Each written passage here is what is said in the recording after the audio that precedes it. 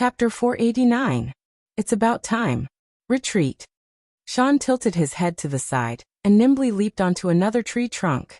The rest of the tree elves also followed suit and began to retreat. After all, they could see that the barbarians had been instigated to the point that they were filled with anger. If they continued to stay here, they would only end up being annihilated by the barbarians' arrows and cavalry charges. After going deep into the forest for a while, the tree elves mounted the 9-colored deer that had been waiting for them and galloped into the depths of the forest with great familiarity. On the other side, the Frost Mirror cavalry finally reorganized their formation. They drew their bowstrings and fired their first volley of arrows at their targets in the distance. However, most of their arrows were scattered on the ground. Let alone their targets, they didn't even make it into the forest in front of them. A group of mounted archers who were good at controlling their lines immediately flushed red. They looked at their companions, not knowing what to do. It wasn't that they weren't good at shooting. It was just that their equipment wasn't on the same level at all. The compound bows in the tree elves' hands were new equipment developed by Lin Yuan's subordinates. Whether it was the range or the speed of their arrows, they were more than 10 times faster than the previous crossbows. Each compound bow could be sold for at least 10,000 gold on the black market. The Frost Mirror cavalry shot back according to their experience. Naturally, they wouldn't be able to reach the enemy's firing positions. Fortunately, they were all professional soldiers. It didn't take long for the entire formation to move quickly and approach the forest. However, when the Frost Mirror cavalry charged into the forest, they realized that the bastards who ambushed them had long fled. The arrows they shot into the forest to protect the cavalry unit were everywhere. However, not a single drop of blood could be seen. It was obvious that the enemy had retreated before they could launch an effective counterattack. The leader of the Frost Mirror cavalry had a gloomy expression. He said fiercely, "Brothers, do you see that? There are only a few thousand of you, and you're already making us cower like quails. If you continue with this attitude, none of us will end well. Now everyone listen up. Full speed ahead. Catch up to those bastards who dared to go against us and wash away our shame with their blood. Wash away our shame. Kill." The surrounding Frost Mirror cavalrymen also roared in unison. They knew that they had come to the northern frontier, mainly to find the 13th prince and loot some good stuff from the northern frontier. Shuang Jianhan had no intention of offending the northern frontier at all. Therefore, since they had divided their forces, they had to ensure that their mission was completed properly. Otherwise, everyone would be implicated when they returned, and no one would end up well. If these people who challenged the dignity of the Shuangjian dynasty didn't die, they would be nailed to the pillar of shame. After all, a war couldn't be easily started. Even if they wanted to prove their bravery on the battlefield, they might not have the chance. After the Frost Mirror cavalrymen dispersed, the trunk of a giant tree shook a few times. A chameleon-like demonic beast slowly revealed itself. It looked at the scattered cavalrymen and sneered. "Lord Dragon King is right. These Shuangjian barbarian are stupid. How dare they fight in the mountains of the northern frontier?" The chameleon stretched its body, which was almost stiff because it had to blend in with the surrounding environment.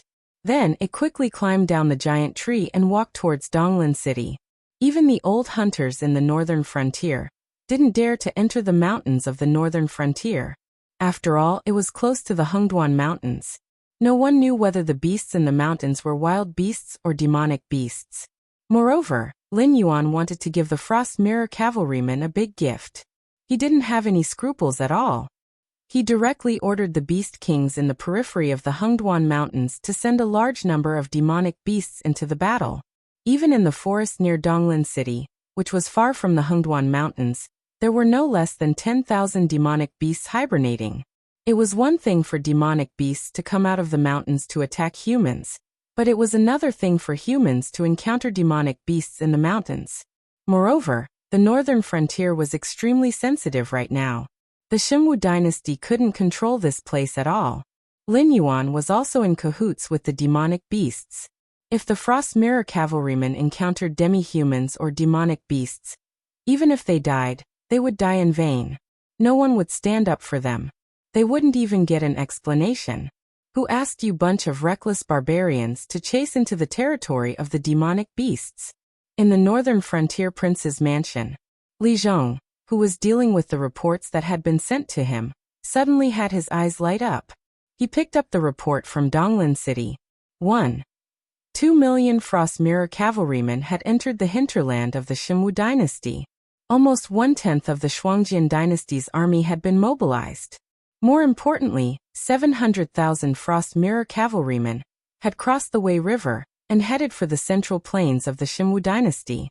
This was the best news he had received today. After all, the Xinwu dynasty's army and the Shuangjian dynasty's army had reached a tacit agreement to let them pass. If the barbarians had charged into the northern frontier, no one would have said anything. But now, even more barbarians had displayed their usual attitude and attacked the central plains of the Xinwu dynasty on a large scale. Based on the supervision of the Xinwu dynasty in the northern frontier, it would be difficult for the central plains to mobilize enough troops to deal with the 700,000 Frost Mirror cavalrymen in a short time, even though Xin Linjun was on his way north. Unless Lei Qiuxing had withdrawn his army from the northern frontier. He had even given up on the source of the Wei River and defended the central plains to the death. Haha, you've been hunting geese all day. You've finally let the geese peck your eyes. Li Zhong stood up and knocked on the table twice. A moment later, a member of the Association of the Demon Emperor wearing a black robe and a Qianhu of the embroidered uniform guards wearing a white Kirin suit walked into the office at the same time. The two of them looked at each other and snorted in unison, revealing looks of disdain. Yu Tong, mobilize the forces of the Association of the Demon Emperor in the Central Plains. You must spread the news that the Shuangjian barbarian has been released by the Xinwu dynasty's border army to all the cities in the Central Plains before the 700,000 Frost Mirror cavalrymen start their slaughter. When the time comes, public opinion will explode.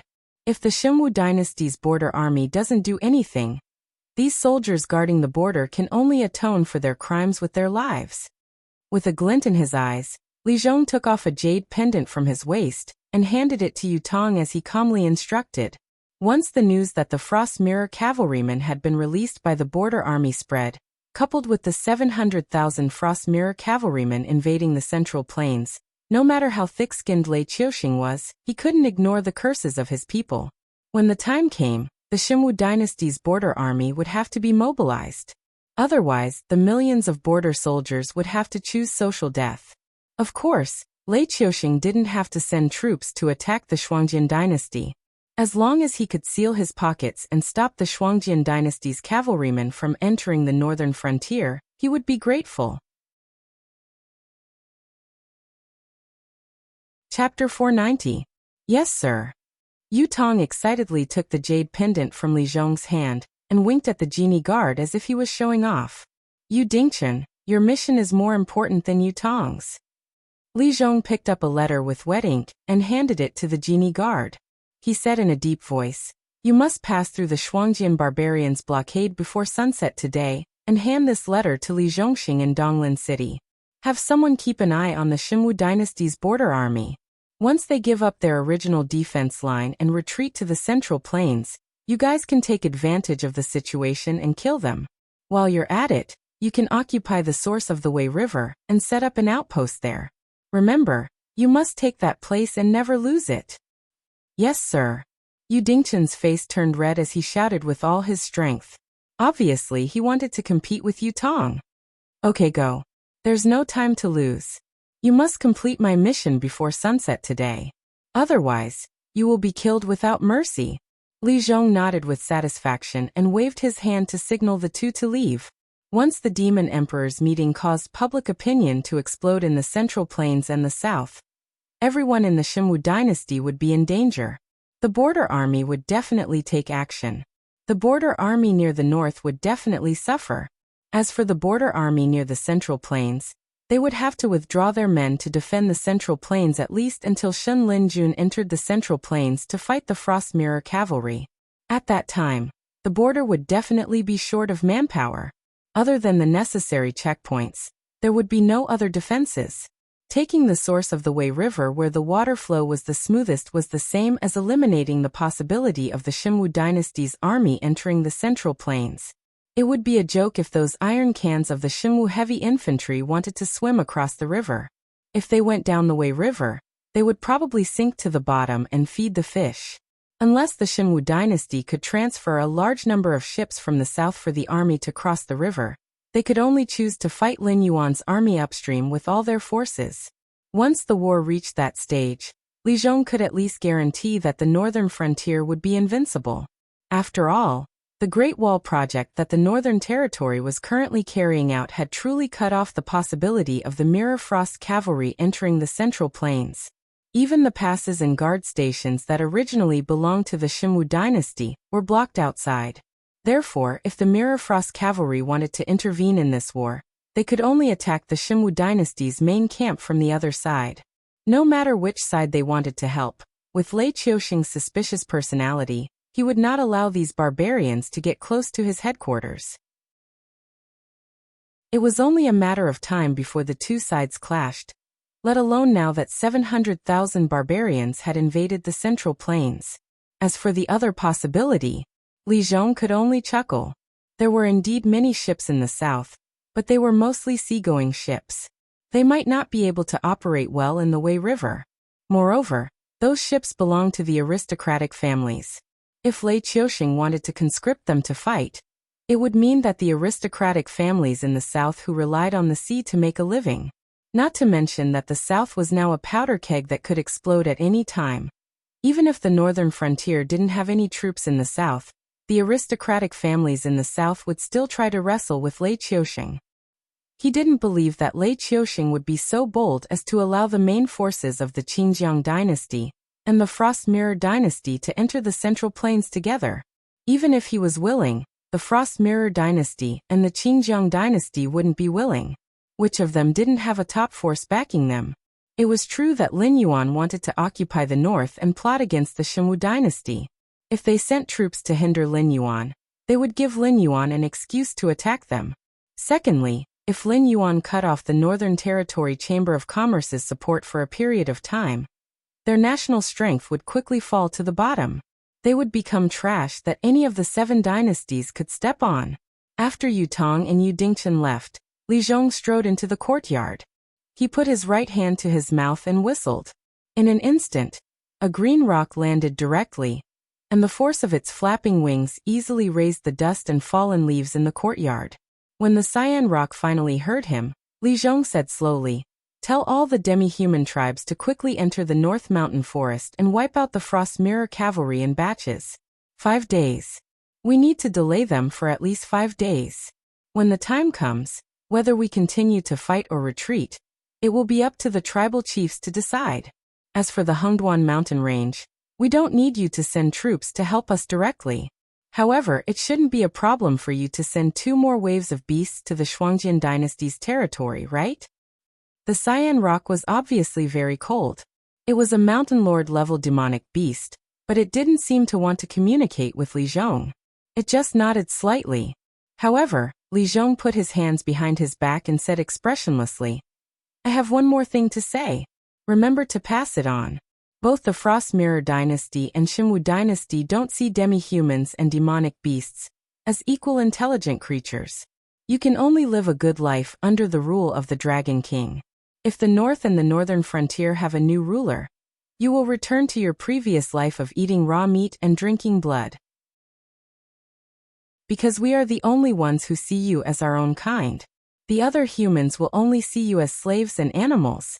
The Blackwater Army had gone to the south. The Fallen Star Army was too small, and the Northern Army had to guard the northern frontier. The Southern expedition seemed to be powerful, but it was actually very scattered. Based on the current situation, none of the troops in the northern frontier were powerful enough. In this war, Lin Yuan could only rely on the demonic beasts and the demonic beasts. However, the demonic beasts didn't completely obey Lin Yuan's orders. They were only temporarily sent by the demonic beast king to support Lin Yuan. They could help Lin Yuan in the war, but they would never risk their lives for him. Most of the demonic beasts weren't as smart as humans. They thought that even if Lin Yuan lost the war and lost their territory, They would just retreat back to the Hengduan mountain range and continue their lives. They didn't consider the expansion of the Hengduan mountain range and the existence of the Northern Territory Chamber of Commerce, which would be a great help to the overall strength of the Hengduan mountain range. Therefore, Li Zhong's words were not only to bring this demonic beast to the demonic beasts, but also to the demonic beasts. Although the demonic beasts could risk their lives for the demonic beasts, the Xinwu dynasty had enslaved them for many years. They would risk their lives for their own survival, but they wouldn't risk their lives for Lin Yuan's rule. Therefore, most of the demonic beasts were still in the northern frontier.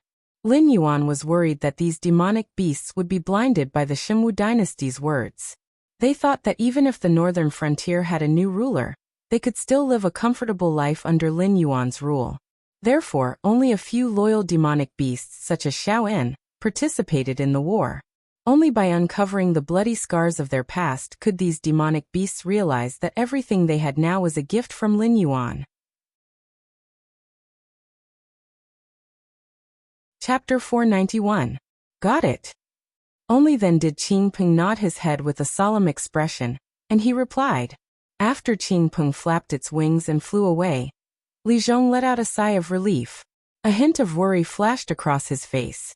Although he had made a lot of arrangements, he could only turn the situation in the most advantageous direction for the northern frontier, if every chess piece was placed in the right position. Once one of the conditions was not met, the northern frontier would have a hard time moving forward. After all, it was not crazy to fight against a dynasty with a small territory. It was completely foolish. If Lin Yuan had not run the northern region into a one-man rule, held the lifeline of the 7 dynasties, and happened to be in troubled times, the current northern region would not even have the qualifications to fall out with Lei Qiusheng. Faction War Model. Name: Northern Defense War ongoing, attacking side. Frost Mirror Xinwu Powerful, defending side. Blackwater Dragon Palace, normal evaluation. The host's chances of winning are not high. Please balance the combat power of both sides as soon as possible. Otherwise, there will be a danger of destruction. If the host wins this war, the host will receive 100,000 war points. If the host loses this war, the host will have to pay a few 100,000 war points. War mission. Not released. Looking at the faction war model that suddenly popped up in front of him, Lin Yuan's mouth twitched slightly. The current Xinwu dynasty, which was extremely weak, and the Shuangjin dynasty, which was not using its full strength, was still above the northern frontier. This was not out of Lin Yuan's expectations. After all, a starving camel was still bigger than a horse. If Lei Qiusheng really did not see any hope of winning, he would have dragged Lin Yuan down with him a long time ago. What made Lin Yuan gasp was that the rewards and punishments for this war far exceeded the sum of all his previous wars. Once this battle was lost, Lin Yuan would not be able to afford such a huge loss. It would be good enough if he was reduced to an ordinary black serpent by strenuous cultivation. He was afraid that he would be directly squeezed dry, and then the system would directly remove the binding with him. The most terrifying thing was that this was only the prelude to the war. The final battle between him and the Xinwu dynasty had not even begun. The generals and armies of both sides had not even clashed once. They had only been scheming against each other, and the situation had already become unsalvageable. Actually, if it were anyone else, both sides would just suffer some losses and forget about this matter. However, Lin Yuan and Lei Qiusheng were the kind of people who would rather die than lose face. Originally, it was just a few secret clashes between the two of them that caused the two of them to become really angry. It evolved into a war that even the Shuangjin dynasty was involved in today. Lin Yuan pursed his lips, but the movement of his feet had obviously sped up. The first step to balance the fighting power of both sides was to pull out the nail of the enemy in the north. With Lin Yuan's current cultivation, he had set out from the northern frontier early and arrived at Wei River City before sunset. 5,000 soldiers of the Fallen Star Army in Gaobuzhen had set up a camp 10 miles away from Wei River City. There were also 30,000 new soldiers who had been transferred from the Northern Battlefront Army to the Fallen Star Army. They all looked energetic. There were at least 2,000 or 3,000 corpses piled up outside Wei River City. Judging from the style of their armors, they obviously belonged to Shenlin Jun. However, There was no engraving of Shenlin on their left armors, which meant that these people were the reserves of Shenlin Jun. They were far from the main force of Shenlin Jun. Lin Yuan stood in the air outside the camp. In less than 3 breaths, Gao Buzhan, who was wearing a silver armor, strode over with a faint smile on his face. Fallen Star Army Gao Buzhan. Greetings, Lord Dragon King. I can't salute you fully because of my armor. Please forgive me, Lord Dragon King. Lin Yuan nodded slightly to Gao Buzhan and asked directly, "What's the matter with those corpses outside the city?"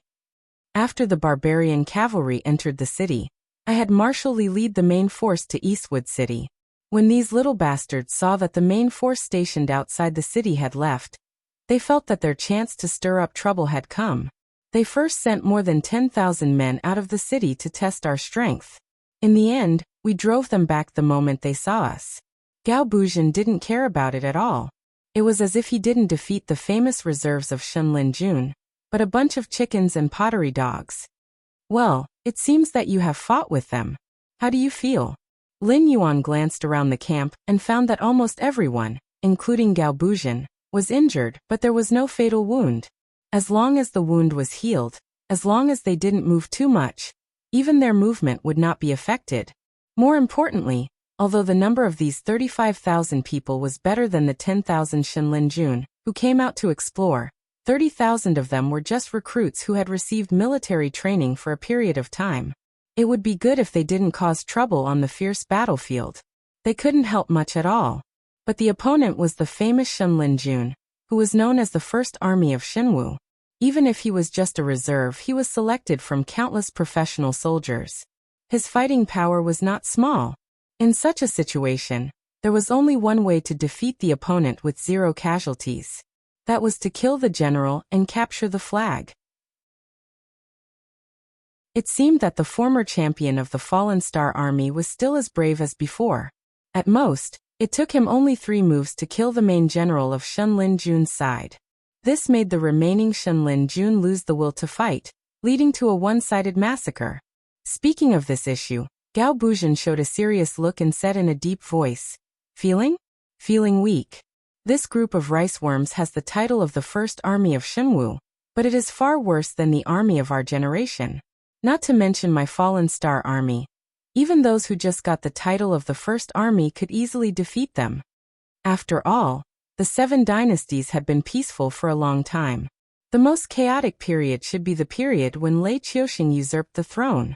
The army under his command fought day and night with the army loyal to the Shenwu dynasty. Even the army of the First Army was quite strong. But after decades, those brave and invincible officers in the past were full of fat, and those loyal soldiers under their command had no hope of promotion. Naturally, they left the army early to find another way out. Compared with these old soldiers who had been peaceful for a long time, the Fallen Star Army was indeed a bit of a bully. Of course, not all of them were old soldiers.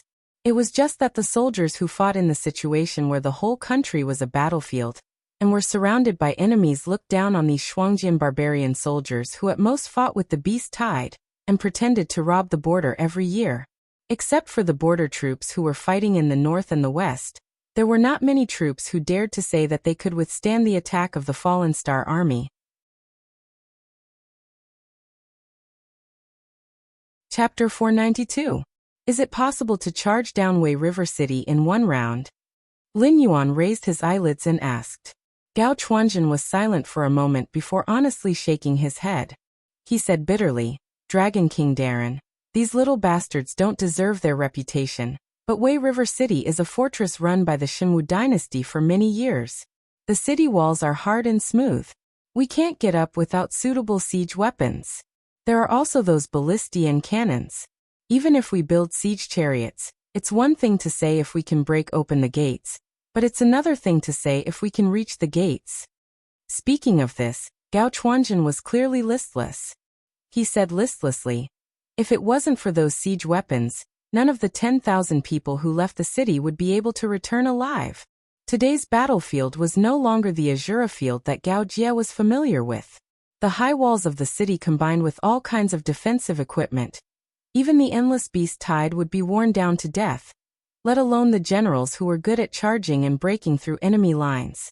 Taking down the reserve general of the Divine Forest Guards was just a warm-up for a fierce general like Gao Jiejun. But before he could vent his hot blood, the other side retreated back to Wei River City. Like a turtle that had retreated back into its shell, Gao Jiejun felt helpless despite his peerless martial prowess. Just make it so they can't use it. Lin Yuan opened his mouth and showed a cold smile. In the next moment, the originally calm Wei River suddenly boiled and roared. Water dragons roared into the sky, and in the blink of an eye, it was as if the entire Wei River had turned into a dragon and stood upright. Even Gao Chuanjin, who had been on the battlefield for a long time, couldn't help but gulp. No matter how strong a cultivator was, they couldn't fight against the heavens and earth. Even Kongming experts who didn't fear water or fire would lose to the corrosion of time. Lin Yuan's method of borrowing the power of the heavens and earth was almost beyond Gao Chuanjin's understanding. Using his own power to move the entire Wei River for his own use. What kind of terrifying power was this? Gao Buzhen had seen similar battles before. It was just that at that time, the Falling Star Army was in its heyday. Nearly 10,000 cultivators of the water system were mobilized, and they only managed to turn a river less than 1/5 of the Wei River into a water dragon to help them attack the city. In that battle, they almost didn't encounter any decent resistance, because most of the soldiers and generals in the city had been drowned or knocked to death before they entered the city. While Wei River City would have corresponding defensive measures, with the Wei River pouring down, the siege weapons on the city walls should have been mostly destroyed. The cannons filled with water couldn't fire. In an instant, the battle returned to the rhythm he was familiar with. Trouble. The reserve officer of the Divine Forest Army on the city wall of Wei River City looked at the rising water dragons with a gloomy expression. This fortress built on the banks of Wei River couldn't be unguarded against the enemy, using water to attack the city. The city had extremely advanced drainage channels. Once the water dragon pounced into Wei River City, it would quickly be swatted away by the drainage channels. But if such a terrifying water dragon came crashing down, the weapons on the city walls would definitely be destroyed, and the city gates might even be blasted open. The reserve officer took a deep breath and shouted, "Go to the storehouse and move rocks and sandbags to reinforce the city gates. Don't let the water dragons break open the gates." The elite soldiers selected from the various troops were naturally not weak. At the very least, they were able to withstand the pressure of the water dragons and not be killed on the spot. However, once the city gate was breached, it would not be a small matter for the people outside to rush in. For example, the general who led the team to scout the way was considered one of the strongest among them. However, he could not even last 3 moves against the silver-armored general. For these generals, cultivation didn't necessarily determine victory or defeat. Their mentality, martial arts skills, and even familiarity with battle formations would all determine victory or defeat on the battlefield. These were all very important factors. He didn't want to face the silver-armored general who was like a wolf or a tiger. The reaction of the officer on the city walls was very fast. But the moment he opened his mouth, the water dragons had already crashed down. The water dragons hit the city walls and suddenly exploded, turning into a large amount of water with a strong impact. It scattered the siege weapons on the city walls and washed away dozens of Shen Linjun's reserve soldiers who couldn't dodge in time. At the same time, they suddenly fell into the city. Most of them were drained away by the drainage system, but some of them hit the city gates hard. Gao Buzhen and the Shen Linjun's reserve soldiers in the city all stared at the city gates. The city gates only shook twice but didn't break open. The officer on the city walls had a relieved expression on his face. But in the next moment, a white mist slowly rose. The Shen Linjun's body that was still wet suddenly had large and small ice cubes appear on their bodies. They shivered and the city gates directly turned into ice gates. Charge! Lin Yuan glanced at Gao Buzhen beside him, and ordered in a low voice. Gao Buzhen was slightly startled, but he quickly recovered. Gao Buzhen, who had already engraved obedience to orders in his bones, looked at the frozen city gates and directly turned over on his horse. He squeezed the horse's belly with his legs and roared, "Charge!" The 35,000 soldiers wearing the armor of the Fallen Star Army didn't hesitate. They followed closely behind Gao Buzhen and launched a charge toward Wei River City. Lin Yuan pushed back more than 10 meters. He wrapped 2 huge logs with his tail and threw them toward the city gates fiercely. His speed was several times faster than the charging group of Fallen Star Army. They hit the frozen city gates one after another. With 2 crisp sounds, the city gates that separated the 2 armies instantly shattered into pieces. Kill! Gao Buzhen's eyes lit up. The speed of his horse increased by 30% and rushed into Wei River City first. Gao Buzhen held an 18-foot-long mace in his hand. It was also silver-white. With just one wave, 4 Shenlin Jun who were originally near the city gates were smashed into pieces. The 300,000 Shenlin Jun's reserve soldiers in the city couldn't even block for a moment. They were directly knocked to the ground by the Fallen Star Army. They originally hoped that the thick city gates would bring them enough protection, but the bloody reality slapped them hard in the face.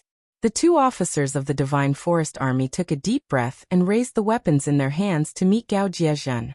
Although they weren't as strong as Gao Buzhen in the original army, they were still very strong. Being rushed by the enemy as if they were in a no-man's land, they felt ashamed.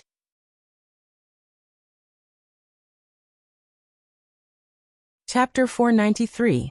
In the past, the champion of the Myriad Swords dynasty had earned his reputation from the battle of breaking through enemy lines. Not to mention him, even the 5,000 veteran soldiers of the Fallen Star Army that he had brought with him could easily deal with these so-called elites. After all, they were completely incomparable to the experienced soldiers of the Myriad Swords dynasty. Seeing the 2 strong men rushing towards him, Gao Jiezhen was not in a hurry.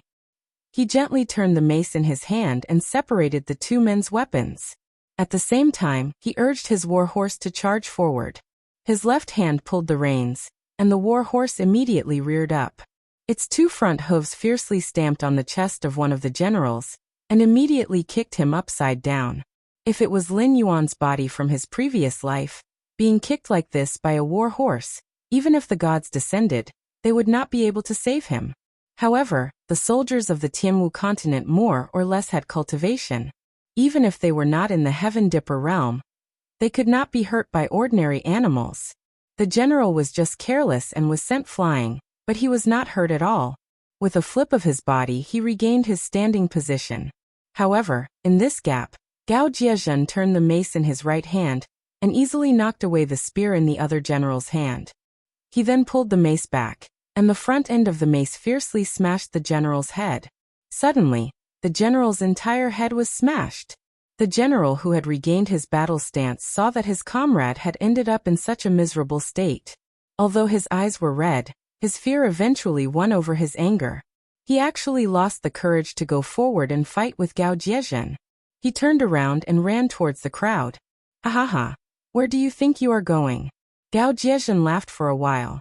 His right hand just threw the mace forward, and in a flash, it hit the general's back.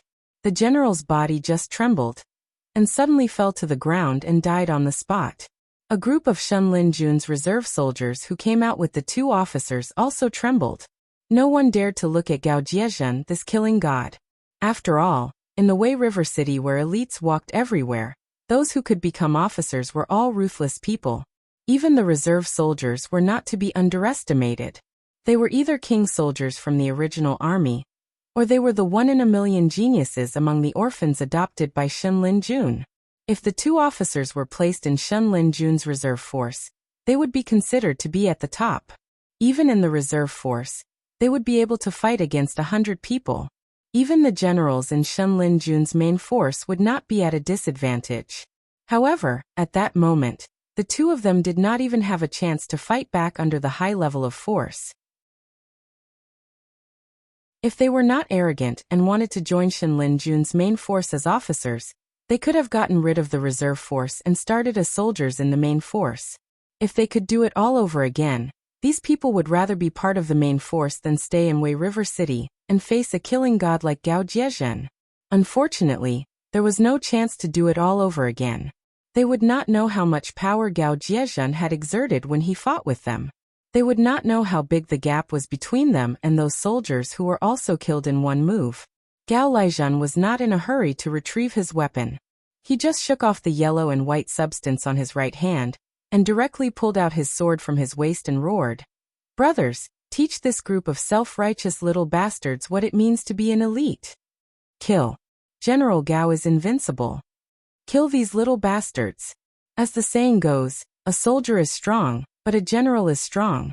With such a ferocious general like Gao Jie, not to mention the 5,000 experienced veterans of the Fallen Star Army, even the 30,000 new soldiers felt their blood boiling as if they had inexhaustible strength. Their opponents, who were well matched in strength, were no different from chickens and dogs in their eyes. Therefore, their attacks were much more vicious than before. Witnessing this scene, Lin Yuan nodded slightly with a touch of relief in his eyes. In terms of individual quality, except for the 5,000 veteran soldiers of Fallen Star Army, the rest of the 30,000 soldiers were probably not as good as Shen Linjun's reserve force. But at this moment, the two sides could evolve from fighting back and forth to a one-sided massacre. This was the role of morale. Even between elites and trash, the biggest difference was not the quality, but whether they wanted to and dared to fight this battle. Obviously, Shen Linjun's reserve force, who were scared out of their wits, could not come up with a way to deal with Gao Jiezhen. Naturally, they lost their courage and changed from the initial formation to a timid look. These guys, do they have a backup plan? Lin Yuan paid attention to the movements in Wei River City, and could not help narrowing his eyes slightly. In a desperate situation, human beings often made two different decisions. One was to kneel down and surrender, and the other was to fight to the death. But Shen Linjun's reserve force in front of him did not want to continue to be entangled with Fallen Star Army, and on the other hand, did not want to surrender. They changed from being evenly matched to a turtle tactic, constantly shrinking the line of defense. As long as they could not fight, they would not fight. Obviously, these Shen Linjun's reserve force had a third choice. However, a moment later, Lin Yuan was surprised to find that he didn't know what kind of materials were used to build Wei River City. His eye of God could observe Wei River City from above, but there was no way to penetrate the buildings or the ground to explore whether there was a tunnel under Wei River City that could evacuate from this place. Since he could not come up with anything real, Lin Yuan could only keep silent and not interfere with Gao Jiezhen's battle. But he already knew that it was impossible to defeat these Shen Linjun's reserve force in one battle.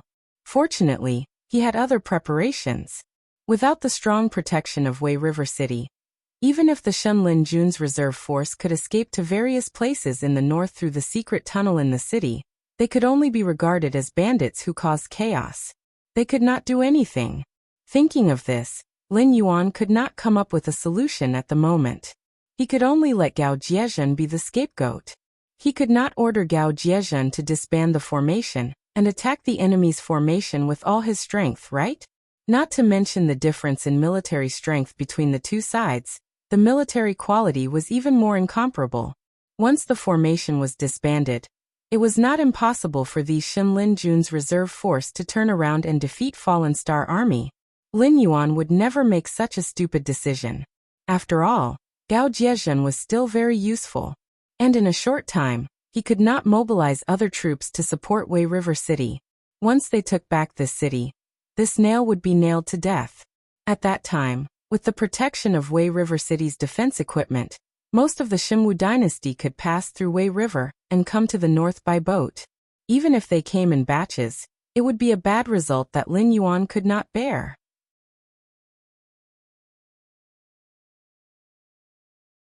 Chapter 494.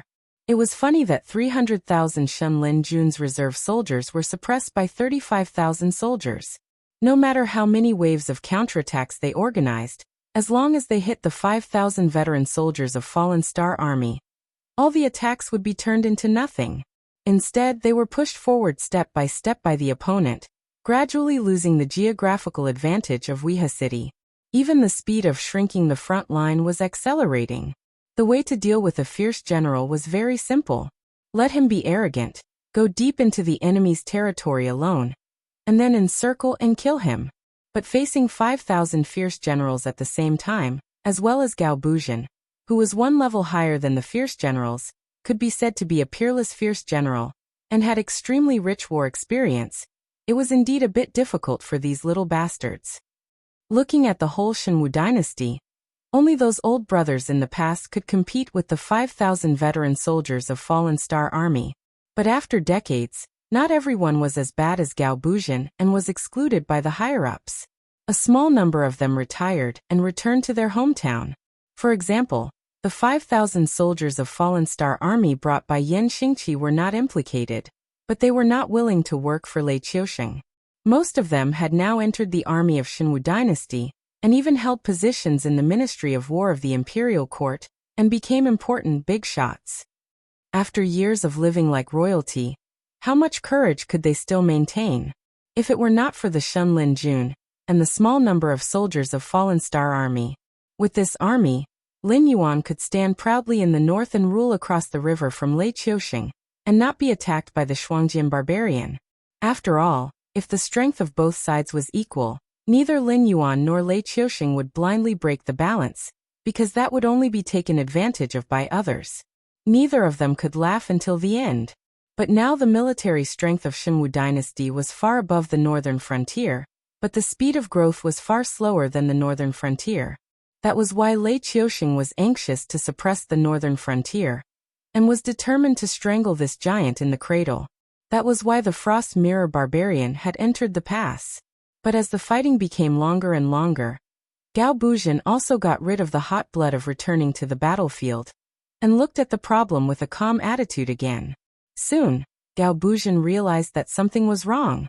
Translator, Endless Fantasy Translation Editor. Endless Fantasy Translation. The Divine Forest Army's reserves were losing members too fast.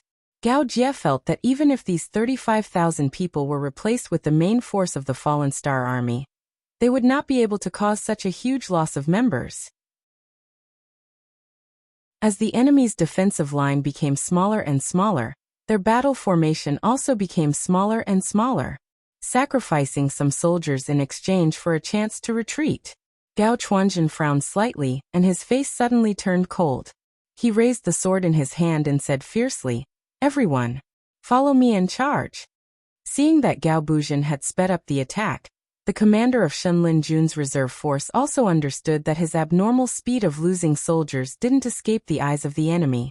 But soon, a determined look flashed across his face, and he shouted, "This guy has found out our intention. It won't be so easy to escape. Quickly seal the tunnel and face the enemy." As the voice fell, nearly 40% of Shen Lin Jun's reserve force in the field were defeated. The enemy only had 35,000 people. And with the loss of soldiers during the battle, it was estimated that there were less than 30,000 people left now.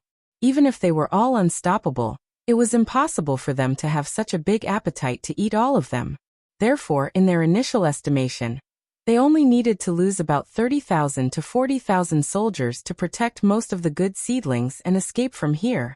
Therefore, the outermost army formation was basically made up of old guys with inferior cultivation aptitude.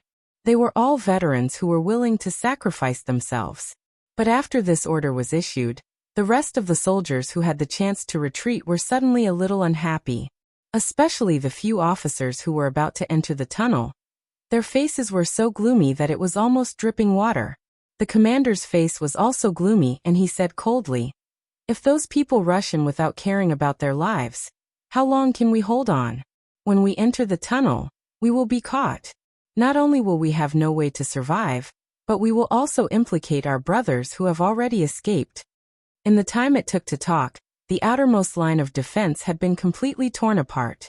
Under the incomparable charge of Gao Buzhan, these so-called elites were just small soldiers who could kill dozens of soldiers with one strike. Seal the tunnel and prepare the camp. Although the face of the officer at the entrance of the tunnel was not good for a long time, his face was a little more relieved. Since this was fate, what was there to hesitate about? Even if he sacrificed himself in exchange for his brothers to escape, there would be a day when someone would avenge him. Yes, even if the situation had deteriorated to this point. These soldiers who had been instilled with the idea of being loyal to Lei Qiusheng still did not think that the Shenwu dynasty would lose this war.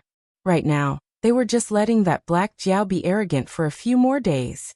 Without much hesitation, they decisively pulled down a mechanism. The tunnel entrance that was originally big enough for 3 to 4 people to pass through collapsed in an instant. The original entrance was already covered by sand, and it would take at least half a day to dig out the entrance again. Damn it! The sound of the tunnel entrance being destroyed was not small, and Gao Buzhen could clearly feel the tremors under his feet. Almost instantly, Gao Buzhen guessed what those people had done, and could not help but curse with a gloomy face. Outside the city, Lin Yuan also felt the change and guessed that the mechanism in the city had been destroyed. Although it was a pity, he could only shake his head lightly and sneered. If you want to wedge a nail, then so be it.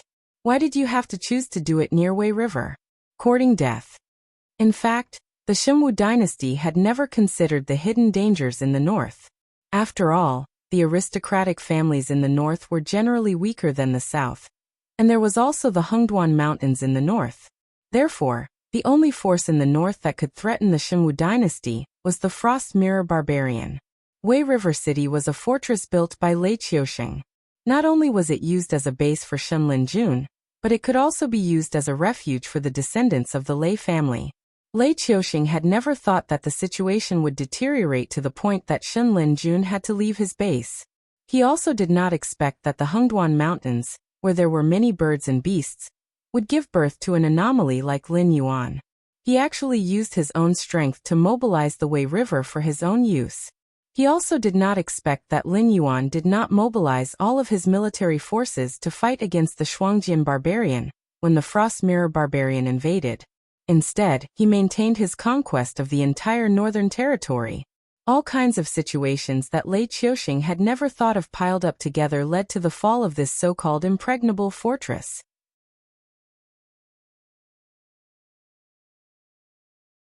Chapter 495. However, the fall of the fortress was only the first step. Gao Chuanjin quickly rushed to the entrance of the tunnel. He frowned and thought for a moment. Then he found some soldiers who were still energetic and began to dig the ground. After 2 hours, they finally cleared out all the sand and sand, revealing a dark and endless tunnel. Gao Chuanjin's face showed a little joy. The joy on Gao Chuanjin's face didn't last long. He calmly sent a group of soldiers down to explore the tunnel. He also told them that no matter if they met Shen Linjun's reserve soldiers, they should send someone back to report every half an hour. However, after several groups of people went down, not a single person came back to report.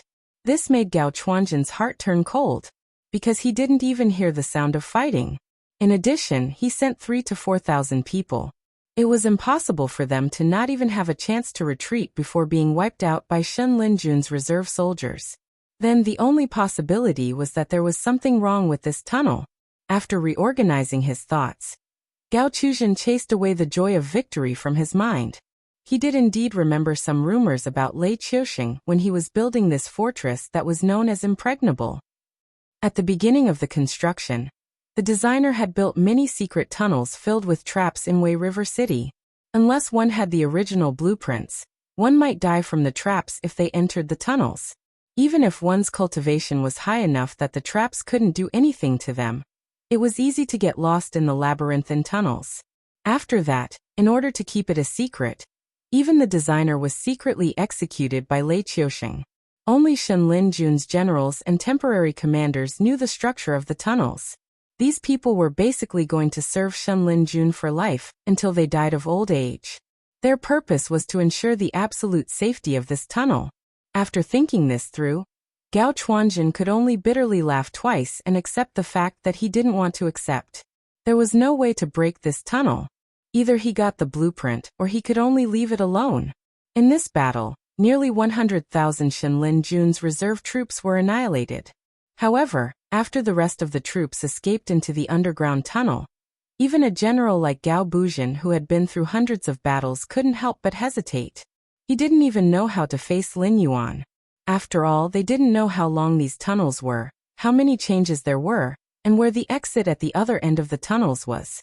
Moreover, after losing 3,000 to 4,000 men, Gao Jiezhen didn't dare to take any more risks with his brothers. The only thing they could be sure of was that no matter how long this tunnel was, it couldn't go all the way to the central plains. After all, they didn't know how deep the Wei River was, and it was impossible for them to go around it. If they really dug such a deep tunnel, it wouldn't be able to provide enough support, and it could collapse at any time. At that time, not only would they not be able to protect the tunnel, even the fortress above ground would be destroyed together with it. Therefore, it was impossible for these Shen Linjun's reserve troops to return to the Central Plains. They could only go to different places in the north through different secret tunnels, and then become a nail that was nailed into the palm of the northern frontier. Although Gao Jiezhen already knew that he couldn't do his best in this battle, the two sides were in a deadlock here. Compared to the Shen Linjun's reserve troops escaping from under his nose, it was two different things.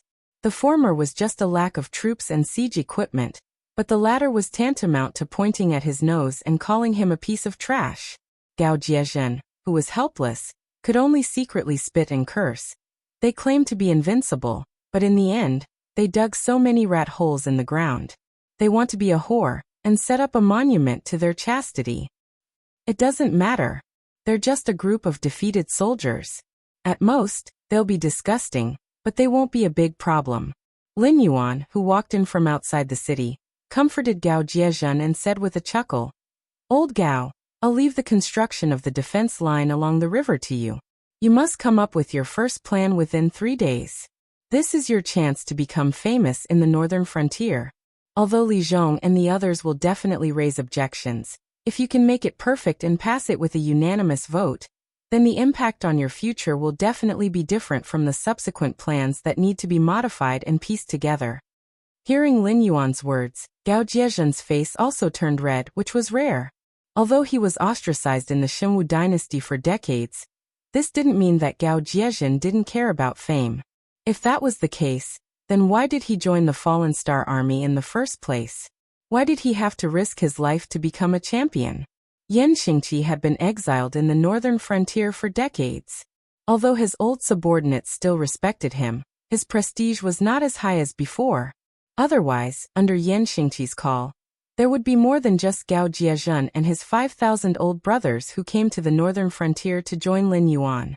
What really attracted Gao Jiezhen was the talent selection system of the northern frontier. In the northern frontier, one's background, wealth, status, and even reputation didn't matter much. If one wanted to become a real person in the northern frontier, then one needed to have enough ability. As a former champion, Gao Jiezhen was confident that he could occupy a place in the northern frontier military. However, after the establishment of the Northern Frontier Academy, Gao Jiezhen saw many talents in the field of military studies. This made him worry about his future position. His only advantage now was that he had rich experience on the battlefield.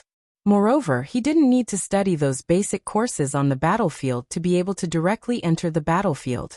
If he couldn't establish his own authority now, then when the northern frontier was filled with bright stars in the future, he wouldn't have much room to do.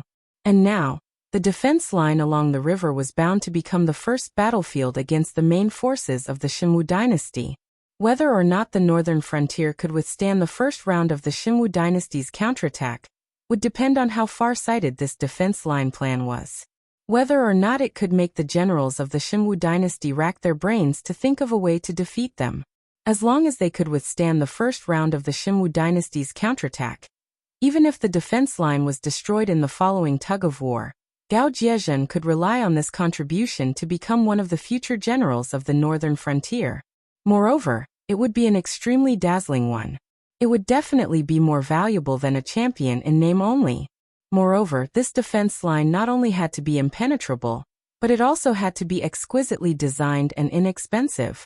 Otherwise, with the financial resources of the northern frontier, if they wanted to carry out the Great Wall plan and the defense line along the river at the same time, there was no doubt that they would be unable to make ends meet. It was even possible that next year's financial resources would be overdrawn to the point of a deficit. Gao Jiezhen dismounted from his horse and knelt in front of Lin Yuan on one knee. He clasped his fist and said, "This subordinate is not talented. I can only repay the Dragon King with my life."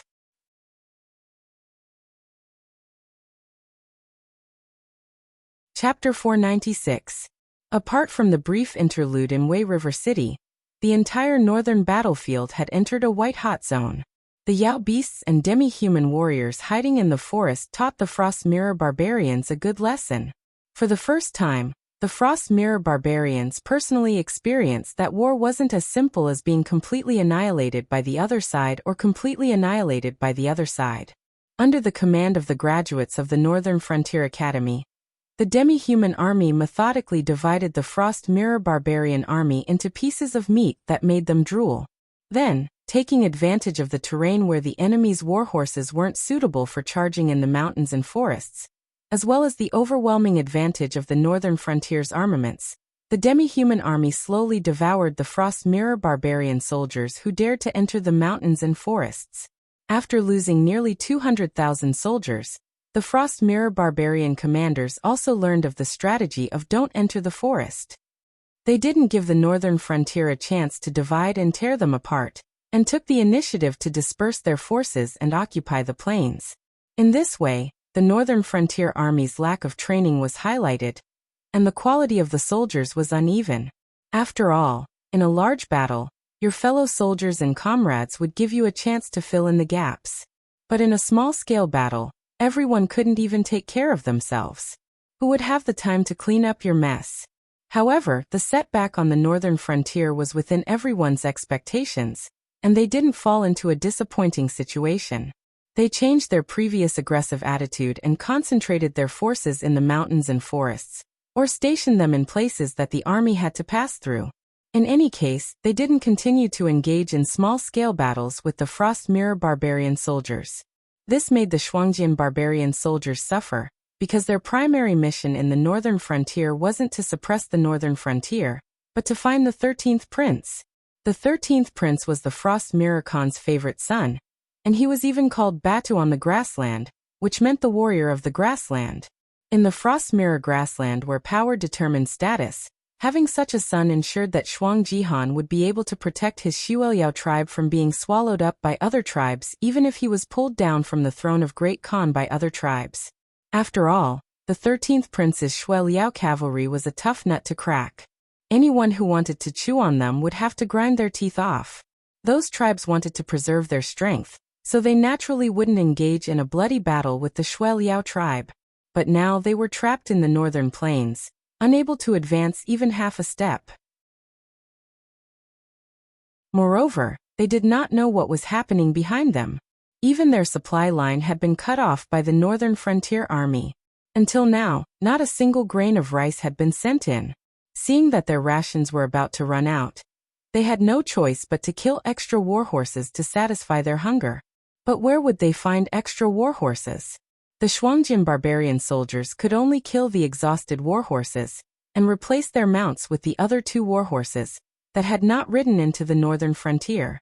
This was tantamount to drinking poison to quench thirst, because if they didn't change their mounts, the most fatal problem for the cavalry would be their stamina problem. Originally, they could still plunder the cities in the Northern Frontier, but Li Zhong's strategy of erecting walls and clearing the wilderness left only a few troops disguised as Xinwu dynasty soldiers in the Northern Frontier. There was only a small amount of rations left, and it wasn't even enough to fill the gaps between their teeth. These soldiers who stayed behind to guard the Northern Frontier were basically doing it voluntarily. Their bravery was unparalleled, so it wasn't easy to chew on a hard bone. And even if they did, they wouldn't be full. After a few losses, they gave up on those cities. They didn't even know what to do with the captives they caught. It would be a waste to kill them. After all, although the Frost Mirror barbarian soldiers were good at fighting in the wilderness, they were not good at sieging cities. They didn't know that the Northern Frontier had removed the city walls, so they naturally had to keep a certain number of cannon fodder and slaves to prepare for a war of attrition against the cities of the Northern Frontier. It was exactly the same strategy as the beast tide when attacking human cities. Therefore, it wasn't unreasonable for them to be called barbarians. Apart from looking like humans, they were almost no different from monsters in the eyes of the other 6 great empires. But if they kept these people alive, they would have more food to feed. If this went on, they might even eat humans with bloodshot eyes. Before these Frost Mirror barbarian soldiers entered the Northern Frontier, they naturally didn't know that the aristocratic families and sects in the Northern Frontier had already been wiped out by Li Zhongxing. Under the operation of the embroidered uniform guards, all the wealth accumulated by those aristocratic families had been swallowed up by Lin Yuan. As long as the people in the cities were evacuated, the entire northern frontier would instantly become a battlefield. Without the obstruction of the aristocratic families and sects, this step was particularly easy. After all, no one wanted to live on the battlefield. There was no guarantee that they would lose their lives at any time. The supplies were transported by the supply caravans, and the routes of the supply caravans were basically in the mountains or places where there were large numbers of soldiers. With just these Frost Mirror barbarian soldiers, it was impossible for them to steal anything without paying a heavy price. Moreover, several times before they succeeded, the soldiers of the northern frontier actually set fire to the caravans, and even fought directly on the burning caravans. In the end, the soldiers and the caravans were burned to ashes together. They didn't give them any supplies at all. In particular, these supply caravans were all from the Northern Territory Chamber of Commerce. These guys who had been traveling in the Hungduan Mountains all year round were not to be trifled with. They had to be on guard at all times against demonic beasts or other forces in the northern frontier. Their fighting ability in the mountains and plains was not much worse than the demi-human army and demonic beasts. They were the toughest of the toughest. After all, the 13th prince had been lost in the northern frontier. Now, even the main forces of the Frost Mirror barbarian soldiers were having such a hard time, let alone the 13th prince, who they had lost contact with for a long time. At this moment, most of the Shuangjian barbarian soldiers believed that the 13th prince, who had lost contact with the Frost Mirror grassland, had most likely died at the hands of the people of the northern frontier. Even the Bloodridge Knights, who were originally from the Bloodridge tribe, didn't believe that the 13th prince was still alive. After this period of fighting, the people of the northern frontier were fiercer and more barbaric than the Shuangjian barbarian soldiers. Many of the Frost Mirror barbarian soldiers were even thinking of retreating. They felt that it was useless to continue staying in the northern frontier. It was better for them to go back and recuperate. Although the Frost Mirror barbarian soldiers were allocated with 3 horses per person, they couldn't eat all of them. Although the people of the grassland knew how to fight, if they wanted to cross the Frost Mirror grassland on foot without horses, it was no different from suicide. The Shuangjian barbarian soldiers were gloomy. They even began to secretly complain about their ally, the Xinwu dynasty. After all, they had agreed to it on the surface. Until now, the Xinwu dynasty had not sent a single soldier to put pressure on the northern frontier. Otherwise, the Shuangjian barbarian soldiers would never have fallen to such a miserable state.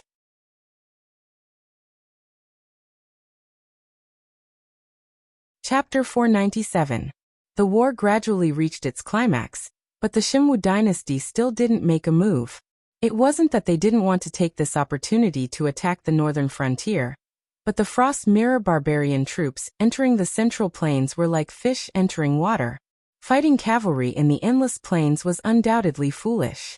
Thus, the Xinwu dynasty's army could only choose to retreat and defend the cities, leaving large areas of wilderness and villages to the Frost Mirror barbarian troops. However, even though most of the cities in the central plains were much more prosperous than the small cities in the north, their defensive capabilities couldn't be compared. They couldn't withstand the attacks of tens of thousands, or even hundreds of thousands of Frost Mirror barbarian troops. Almost every now and then, news of a city falling would reach the imperial capital. A group of aristocratic family heads, sect disciples, and nobles were all cowering in the temporarily safe imperial capital, trembling in fear. Although the Xinwu dynasty's imperial capital seemed to be absolutely safe for the time being, even the monarch, Lei Qiusheng, was aware of the problem. As the instigators, how could they not know how much the imperial army in charge of protecting the imperial capital had been corrupted by them? It would be safer for them to go up and fight against the ferocious Shuangjian barbarian troops, rather than rely on those young masters to climb up the city walls and fight against the ferocious Shuangjian barbarian troops. In an instant, the entire imperial capital was covered in a gloomy cloud of gloom. According to the style of these aristocratic families, they didn't care about anything other than their own land. If not for the fact that Lei Qiusheng was a powerful and tyrannical monarch, some people would have already begun to force Lei Qiusheng to give up large amounts of territory and recall the border troops to resist the Shuangjian barbarian troops. As for the consequences of doing so, They didn't care and didn't want to care. In any case, dying a few years later was better than dying now. I wonder what the situation is like in the north. A commander of the Blood Liao cavalry carefully wiped his bloodstained scimitar clean on an animal's skin before slowly sheathing it. Behind him were countless ferocious Blood Liao knights, as well as an even larger number of disheveled, and demoralized slave soldiers. In front of them was a burning city. Judging from the tall and wide walls, this city definitely had a high status in the Central Plains. However, not only did this rich city fail to stop the Frost Mirror barbarians' advance, it only served to increase their desire to plunder. After all, even though the Xinwu dynasty might not be as rich as the entire Shuangjian dynasty, a city in the Xinwu dynasty was definitely richer than a tribe in the Frost Mirror Prairie. Even the Frost Mirror Khan's Blood Liao tribe was no exception. These Frost Mirror barbarian who had entered the Central Plains were living a much better life than their compatriots in the north. They ate until their mouths were full of oil, and they continued to collect large amounts of wealth. Once the higher-ups gave the order to retreat, they could leave at any time. With the wealth they plundered, they could at least raise the strength of the entire tribe by 2 levels. In addition, the public opinion that Lin Yuan had carefully created also exploded at this moment. Almost all the people believed that the border army had already been defeated. Otherwise, it would be impossible for so many barbarians from the northern frontier to enter the Central Plains. Many people didn't even wait for the Frost Mirror barbarian to continue moving south. They had already spontaneously started migrating further south. This move was absolutely fatal to the current Xinwu dynasty. The north was already out of control, and the south was in endless chaos. If even the people in the Central Plains fled, it would mean that the Xinwu dynasty wouldn't receive a single grain tax in the coming year. Apart from shamelessly asking for peace with Lin Yuan and acknowledging his control over the north, they could only earn resources through the sea trade route in the south. Otherwise, they would all have nothing to eat next year. Lei Qiuxing had no choice but to order officials at all levels to appease the people. At the same time, the border army in the north was on full alert to resist the Shuangjian barbarian reinforcements with all their might. The situation in the Central Plains was indeed stabilized in a short period of time. At the very least, the number of Frost Mirror barbarian troops no longer increased. After the supply line was cut off, they were no longer as difficult to deal with as before. With the garrisons in each city, they could still hold on for a while. At the very least, the situation in the Central Plains would not happen again. But at the same time, they had also blocked the Frost Mirror barbarians' path to invade the northern frontier. This immediately reduced the pressure on the northern frontier. And the Frost Mirror barbarian invaders were right to complain about their allies, because it was the Xinwu dynasty that had cut off their supply line. There was no other way. After all, the place where the barbarians invaded was the source of the Wei River. If the defense line in the north remained open, these barbarians could cross the Wei River and enter the Central Plains at any time. Therefore, if they wanted to stop the Frost Mirror barbarians' attack, they couldn't leave any openings. This time, it could be said that Lei Qiuxing had shot himself in the foot. Not only did he not cause the northern region to be unable to recover from this setback, but he had also suffered enough. Every day, he had a sickly look on his face, and did not even attend court if he could. After all, once the officials gathered, there would always be an imperial censor who would come out to question him. Why were the 700,000 Frost Mirror barbarian able to bypass the border army's defenses and plunder the Central Plains? Why did the Xinwu dynasty suffer such heavy losses? Why didn't they send out a decent army to win 2 battles to vent their anger? Of course, Lei Qiuxing wouldn't say that this was a plan he had prepared to kill 2 birds with 1 stone. First, he could let the Frost Mirror barbarian invade the north and delay Lin Yuan's annexation of the north. This would give him enough time to pacify the south or mobilize his troops to fight the northern frontier. In addition, Lei Qiuxing had previously used his connections to transfer a group of Blood Liao knights into the northern frontier. It was as if a knife was hanging over his head. He wanted to take advantage of this opportunity to reorganize the northern defense line and get rid of all the generals who were close to Lei Qiuxing in one fell swoop before replacing them with trusted subordinates. But he didn't expect the Shuangjian barbarian to do this repeatedly. Not only did he want to attack the north, he didn't even let off his ally. After all, Lei Qiuxing couldn't announce that all this was because of his own mistakes, could he? In that case, how could he still be the emperor? Moreover, as a political expert, Lei Qiuxing could naturally see the real side of the matter from the layers of appearances. For example, the seemingly sharp questions of the imperial censor were actually just a prelude. Once the time was right, those aristocratic families would force him to cede a large amount of land to the Shuangjian dynasty and the Qingjiang dynasty in exchange for peace. Anyway, the one who would lose was the Xinwu dynasty, not the aristocratic families. Now that the Xinwu dynasty was in danger, if they continued to support Lei Qiuxing to fight on two fronts, and at the same time become enemies with the northern frontier, the inheritance of the aristocratic families that had been passed down for hundreds or even thousands of years would be destroyed in their hands. Of course, after this main goal was achieved, they would propose to withdraw the troops in various regions. It seemed that they wanted to reduce the expenditure of the national treasury, but in fact, they wanted Lei Qiuxing to disperse his cultivation and gradually lose the ability to suppress the aristocratic family's troops.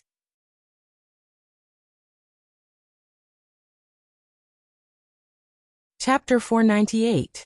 This was the main reason why Lei Qiuxing detested the aristocratic families. Lin Yuan was thinking of ways to eliminate different voices at the northern frontier. However, within the Xinwu dynasty, various factions were thinking of ways to weaken Lei Qiuxing's power. They didn't seek to pull Lei Qiuxing down from the throne, but at least they wanted to prevent Lei Qiuxing from killing them as he wished. Of course, people were greedy and insatiable. Once they weakened Lei Qiuxing's power step by step, the next thing they would do would be to covet the sacred artifacts and experience the feeling of taking turns to be the emperor. Lei Qiuxing was even a little envious of Lin Yuan. Although the northern frontier wasn't big, after a series of purges and suppression, the entire northern frontier was under Lin Yuan's control. If he wanted to fight a war, it would be fought. If he wanted to fight a war, it would be fought for as long as he wanted. No one dared to say anything. This was because the aristocratic families in the northern frontier were relying on Lin Yuan to survive. Once Lin Yuan fell from power, the entire northern frontier would be weakened and destroyed. This kind of method of attaching an entire force to a single person was extremely stupid. Once there was no outstanding successor, then the speed of the force's growth would be the same as the speed of its collapse. Lei Qiuxing knew that this method was stupid, but he still dreamed of becoming such an emperor. However, he was helpless.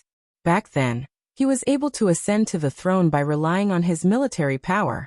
However, with the abilities of those big shots, it was impossible for them to govern the region.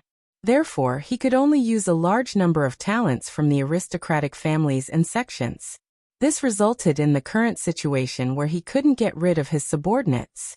Zhang Xiao, Lei Qiuxing, who was pacing back and forth in Yangxin Palace Hall, subconsciously called out. However, a trace of sadness quickly appeared on Lei Qiuxing's face. That person was no longer here. Actually, putting aside the fact that he was a surviving member of the Jiao clan, Zhang Xiao had done his best under Lei Qiuxing. He had managed the embroidered guard from nothing to a ferocious tiger that everyone feared. Although it couldn't be separated from Lei Qiuxing's great support behind him, it was enough to show that Zhang Xiao wasn't an embroidered pillow, like Lin Yuan had described him to be. On the contrary, Zhang Xiao was a great talent with real talent. Moreover, after decades of getting along with each other, the stubborn Lei Qiuxing had also treated Zhang Xiao as one of his few friends. Although they were not as close as Shadow, who had grown up together, they were still closer than Lei Qiuming. Now that there was a problem with the war strategy, Lei Qiuxing sadly discovered that he couldn't even find someone to discuss it with. After a while, Lei Qiuxing walked out of Yangxin Palace Hall with bloodshot eyes and strode to the yamen of the Servants' Administration. "Greetings, Your Majesty." The Servants' Administration wasn't just one of the two intelligence agencies in Lei Qiuxing's hands. It was also a place that trained eunuchs and palace maids to serve the imperial family, nobles, and even high-ranking officials. For people born in this place, they had to remember the faces of even the students who had passed the imperial examinations, but hadn't had the chance to be promoted. How could they be blind when facing Lei Qiusheng, the ruler of a country? Lei Qiusheng waved his hand, indicating for the eunuchs and palace maids to stand up. At the same time he asked, "Where is my Shen Linjun now? How long will it take for him to return?" However, the response to Lei Qiusheng was a deathly silence. Suddenly, Lei Qiusheng's heart skipped a beat. There was even a hint of panic on his face. As his trump card, Shen Linjun's importance to him was self-evident. If something happened to Shen Linjun, not to mention the covetous eyes of the two empires, even Lin Yuan could step on his head and abuse his power. "Speak." Lei Qiusheng fiercely stomped his foot, shattering a white jade tile as he roared in annoyance. An old eunuch with snow-white hair trembled as he knelt on the ground. He said bitterly, "Your Majesty, after Shen Linjun received Your Majesty's decree, he was stopped by Eunuch Tai before he could leave. I'm afraid he won't be able to return in a short period of time." Hearing that his shadow had left Shen Linjun in the south at such a time of crisis, Lei Qiusheng's face didn't reveal any strange expression. However, his heart grew heavier and heavier. This was because the shadow's action meant that there was an even bigger mess in the south. It was no longer a problem that could be solved by killing Lei Qiusheng or wiping out a few aristocratic families. The old eunuch quietly raised his head. When he saw that Lei Qiusheng hadn't delivered the goods, he lowered his head again and said, "According to the news that Eunuch Tai sent a while ago, those evil cultists who were banished overseas have now returned to the south to preach. Currently, a large number of people have already joined them. Eunuch Tai said that there are countless rebel armies in the south. There is no army that can be trusted. Only Shen Linjun, who is loyal to Your Majesty to the death, can take on this great responsibility and eliminate those evil cultists." Evil. Teach. Disciple. The moment these three words appeared, Lei Qiusheng only felt that his brain had exploded with a buzzing sound. His vision instantly turned white. As the actual ruler of the Shenwu dynasty, he knew too many secrets that others didn't know. He was very clear that the top forces who called themselves the Guardians of the Heavenly Gates were mortal enemies with these evil cultists. It wouldn't be an exaggeration to say that both sides had an irreconcilable hatred. They definitely wouldn't sit by and watch the evil cultists develop and grow stronger in the south. They wouldn't even let them enter the south. But now, not only had the evil cultists entered the south, they had even started to preach in the south. No one had come out to control them. Even the shadow had no choice but to disobey Lei Qiusheng's orders and intercept Shen Linjun. He was prepared to let them take on the responsibility of eliminating the evil cultists at any time. However, the attitude of the Guardians of the Heavenly Gates had already explained many things. Since they could tolerate the evil cultists preaching in the south, it meant that they were willing to make almost any concessions other than directly sending troops to suppress the Shenwu dynasty. Ha ha ha, Lei Qiusheng opened his mouth and laughed bitterly. The sound coming from his throat was like a broken bellows. "Your Majesty." The old eunuch raised his head with a worried expression. He looked at Lei Qiusheng, who had changed his usual shrewd style. He felt as if he was being chased, and his heart was tightly clenched. After all, these eunuchs grew up and learned in the palace. Their loyalty to Lei Qiusheng was definitely no less than that of Shen Linjun. It might even surpass that of Shen Linjun. After all, Shen Linjun was a professional soldier. He could still live well without Lei Qiusheng. Even if he retired and went to a remote city to be a demon slayer or a mercenary, he could still live a good life. However, these eunuchs were different. Without Lei Qiusheng, they were just a group of lonely disabled people with no one to rely on.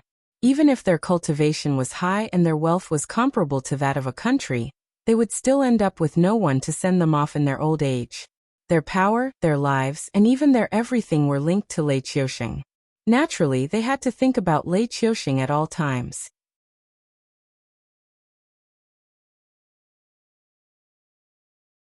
Chapter 499. This humble one is doing very well. Lei Qiusheng finally regained some clarity after hearing the old eunuch's call. However, he felt an inexplicable sadness in his heart. No matter how he viewed himself, the current rotten situation had become a mess that was difficult for him to clean up. This was especially true after Lin Yuan revealed his ambitions. Lei Qiuxing was in a state of panic and had taken many remedial measures. However, the more he did, the more mistakes he made, which led to the current situation. Even though Lei Qiuxing knew that as long as he had enough time to deal with the south, even if Lin Yuan completely took over the north, he would still have the strength to fight. However, the enormous pressure that had been accumulating in his heart day after day made Lei Qiuxing, blinded by greed, choose to open the border. He gritted his teeth and let the Frost Mirror Barbarian into the country, but he didn't expect that he would shoot himself in the foot. His originally resentful attitude completely changed after hearing the news of the southern evil cultists. He originally only treated Lin Yuan as an equal opponent, but he didn't expect that Lin Yuan's plans were even greater than his. The cultists had even bypassed him and directly contacted the most powerful forces. If the shadow had not happened to be in the south, it was likely that the cultists would have caused a huge ruckus before the report would appear on the shadow's desk. Because at this moment, Lei Qiuxing clearly understood that it wasn't just Lin Yuan. Even the civil and military officials of the court, as well as the top-level factions, all thought of him as the loser before the war even began. None of you are optimistic about this humble one's chances? This humble one is going to win this war no matter what. Lei Qiuxing suddenly took a deep breath and said in a low voice, Eunuch Zhuo, this humble one doesn't have any trustworthy people by his side right now. I can only trouble the servants' administration to make a trip to the northern border, have the troops there withdraw in batches to the central plains, and defend the imperial capital to the death. Without this humble one's orders, no one is allowed to fight on their own. Those who disobey will have their entire family executed. The old eunuch called Eunuch Zhuo was shaken. He looked at Lei Qiuxing in disbelief, as if this was the first time he had met this person. I am very clear-headed now. I know the consequences of doing so. Lei Qiuxing gritted his teeth and fiercely said, Didn't they look down on me? They want this humble one's beautiful country, but this humble one will not give it to them. Even if they are lucky enough to beat this humble one this time, this humble one will leave them with a terrible mess. Yes. Eunuch Zhuo lowered his head again and pressed his forehead against the ground, trying to control his emotions. He wasn't sure what Lei Qiuxing was feeling right now, but he was sure that Lei Qiuxing wasn't clear-headed at the moment. Otherwise, he wouldn't have made such a decision that harmed others without benefiting himself. He wouldn't have chosen to give up on all his plans at this time. However, Eunuch Zhuo did not have Eunuch Tai's cultivation, nor did he have Zhang Xiu's forbearance, nor did he have Li Zhong's wisdom. He was just a loyal official, a foolish loyal official. Thus, even though he knew that Lei Qiuxing's decision was wrong, Eunuch Zhuo did not speak up to dissuade him. On the Frost Mirror grassland far away from the Xinwu dynasty, in the royal tent of the Xueliao tribe, a man who seemed to be in his 30s was holding a book in his left hand and a white stone in his right. His brows were furrowed as he sat in the tent in deep thought. But he was the only person in the tent. No one knew who he was playing Go with, or what he was thinking about. The man's skin was white and delicate, as smooth as milk. He didn't seem like a child of the grassland who had been tempered by the sun and wind day and night. Instead, he seemed like one of those scholarly Confucian disciples from the south of the Xinwu dynasty.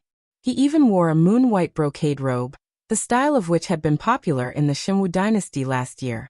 However, the material used was even more luxurious and expensive than the vast majority of high-class cloth shops. One could tell at a glance that it was no ordinary item. Even more inconceivable was that the book in the man's hand was not some incomprehensible Go manual, nor was it a Confucian classic. Instead, it was a book that could be seen everywhere on the northern frontier, and that no one dared to disobey. The new laws of the northern frontier. Third Prince, the Blood Eagle, has sent back a message. A Frost Mirror barbarian wearing a leather coat and iron armor placed a stack of parchment in front of the man. Without waiting for him to speak, the Frost Mirror barbarian cupped his fists and left the tent. The man acted as if he hadn't heard anything. His brows were still furrowed as he pondered for an incense stick's worth of time. Suddenly, his eyes lit up, and he gently placed the white stone in his hand on the chessboard. The entire chessboard instantly came to life. The white stone that had been in a disadvantageous position suddenly twisted and turned into a killing move. At this point, The man finally put down the book in his hand. He stood up and walked to a copper basin to wash his hands with water. Then he used a piece of dry animal skin to wipe the water off his hands. Only then did he return to his soft couch and sit down. He picked up the stack of parchment and began to read. It wasn't until he finished reading the last parchment that the man slowly exhaled and murmured, "He's gone mad." The Blood Eagle was an intelligence agency that he had set up himself. However, Frost Mirror Barbarian wasn't good at intelligence. Even if he disguised himself, his skin and demeanor were completely different from those who lived in a world where birds sang and flowers bloomed.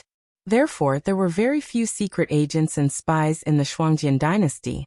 Even if there were a few similar organizations, they were short-lived. They were either destroyed in an instant or slowly fell into a useless state. Even though his Blood Eagle could hide in the Shenwu dynasty, it still couldn't obtain first-hand information.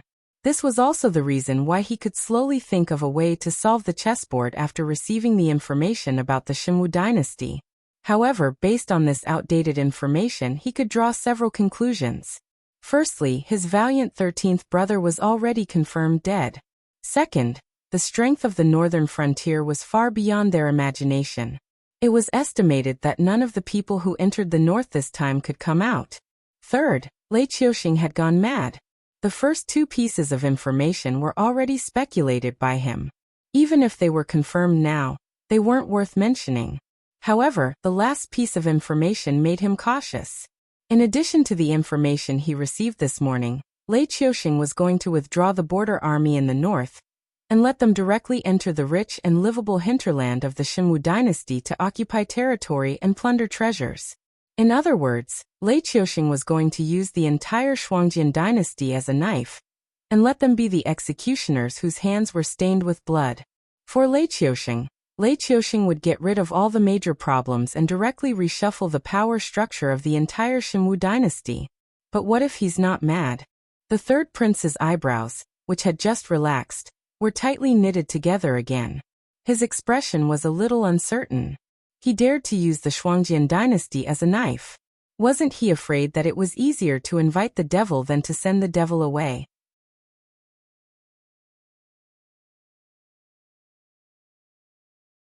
Chapter 500. The third prince sat in his own tent and frowned as he pondered. After a while, he realized that something was not right. How did Lei Qiuxing end up like this? It was because the Qingjiang Empire and Shuangjian Empire had joined forces with the Hengduan Mountains and the Dragon Palace of the Four Seas to attack the Shenwu dynasty at the same time. As a result, even the basic garrison troops were transferred to the front line. Although the front line looked stable, the interior was as soft as mud. Not to mention the northern frontier king and the Qingpeng king. Even the rebels could threaten Lei Qiuxing's position. However, why would the four forces join forces to attack the Shenwu dynasty? With the third prince's wisdom that did not match that of the people in the grassland, he quickly thought of the top forces that were above the empire. It was obvious that Lei Qiuxing had offended one of the top forces because of something. That was why there was a war everywhere, giving the aristocratic families and sects who coveted the high position space to cause trouble. After joining forces with Lei Qiuxing, the situation gradually became clear. The thing that made the top forces hate the Shenwu dynasty so much that they used all their influence to make the four forces join forces should still be in Lei Qiuxing's hands. Otherwise, both the Shuangjian Empire and the Qingjiang Empire would have withdrawn their troops and returned to the empire. After all, the monster horde in the Hengduan Mountains would not reason with them. Since they had no military strength, the neighboring empires would not miss this opportunity to loot a burning house. However, the strange thing was that the forces that bordered the Qingjiang Empire and the Shuangjian Empire did not attack them at all. It was only after they attacked the northern frontier that the monster horde broke out on the Shuangjian grassland again. All the signs pointed to the fact that the item was still in Lei Qiuxing's hands. Also, the reason why he dared to take the risk was that the item could help him turn the tables after his plan of driving the wolves to devour the tigers. He could destroy the Frost Mirror cavalry that invaded the Shenwu dynasty. Thinking of this, the third prince's forehead was instantly covered in a fine layer of cold sweat.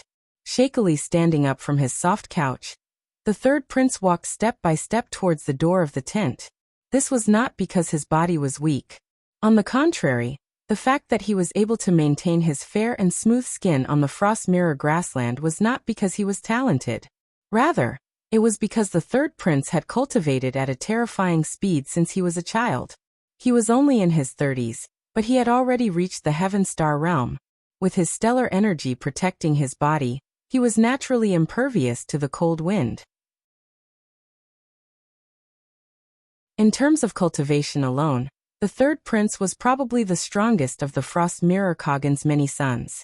Unfortunately, leading an army into battle did not depend on the cultivation of the general. There were many other factors that had to be considered.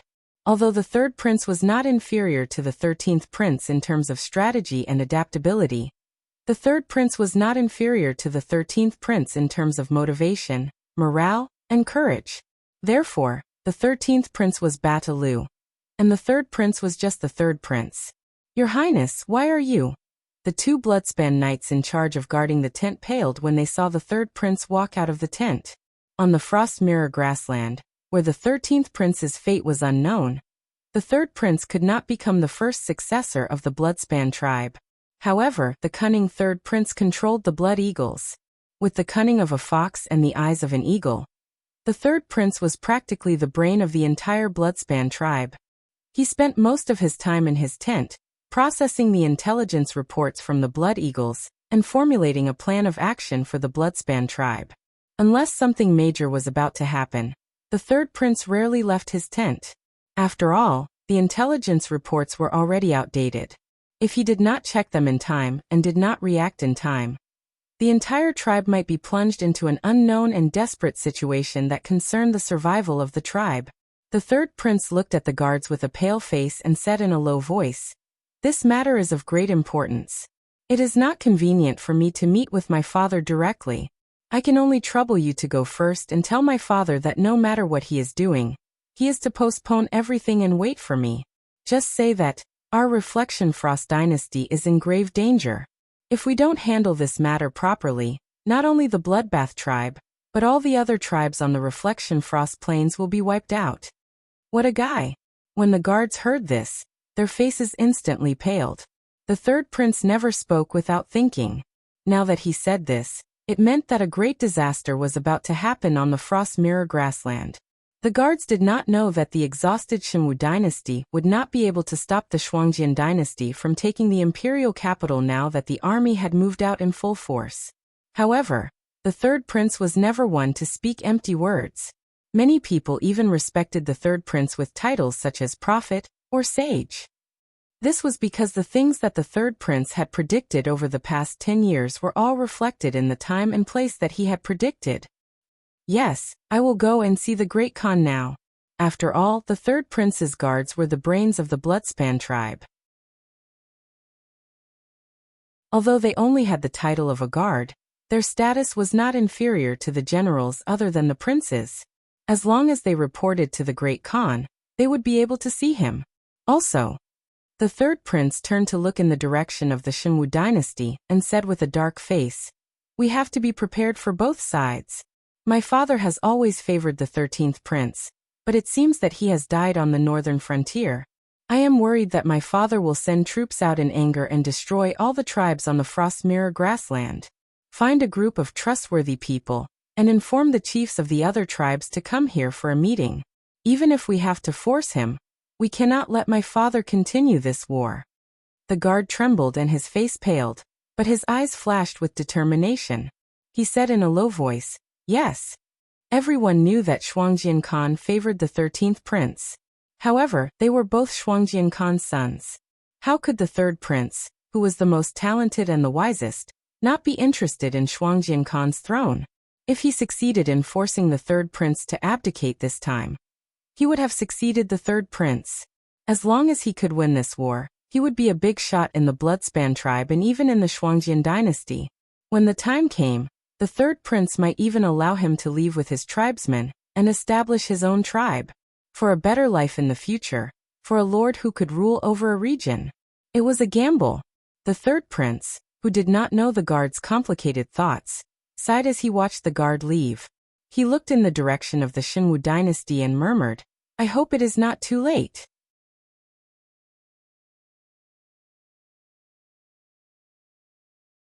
Chapter 501. If the Shuangjian dynasty could get their hands on information, the northern frontier would naturally be able to get their hands on it. In fact, they would be able to get their hands on it much faster. Looking at the report on the table that had been confirmed by the Association of the Demon Emperor and the embroidered uniform guard, Li Zhong's eyes were filled with doubt. Was Lei Qiuxing crazy? Or was he making a huge gamble? Or was he trying to drag the northern frontier down with him?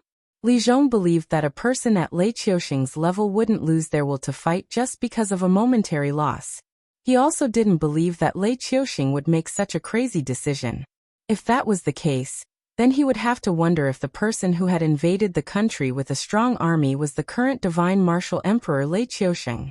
Once the northern frontier army retreats back to the central plains, the Frost Mirror cavalry will be able to attack the Xinwu dynasty unscrupulously. Of course, they might also attack our northern frontier.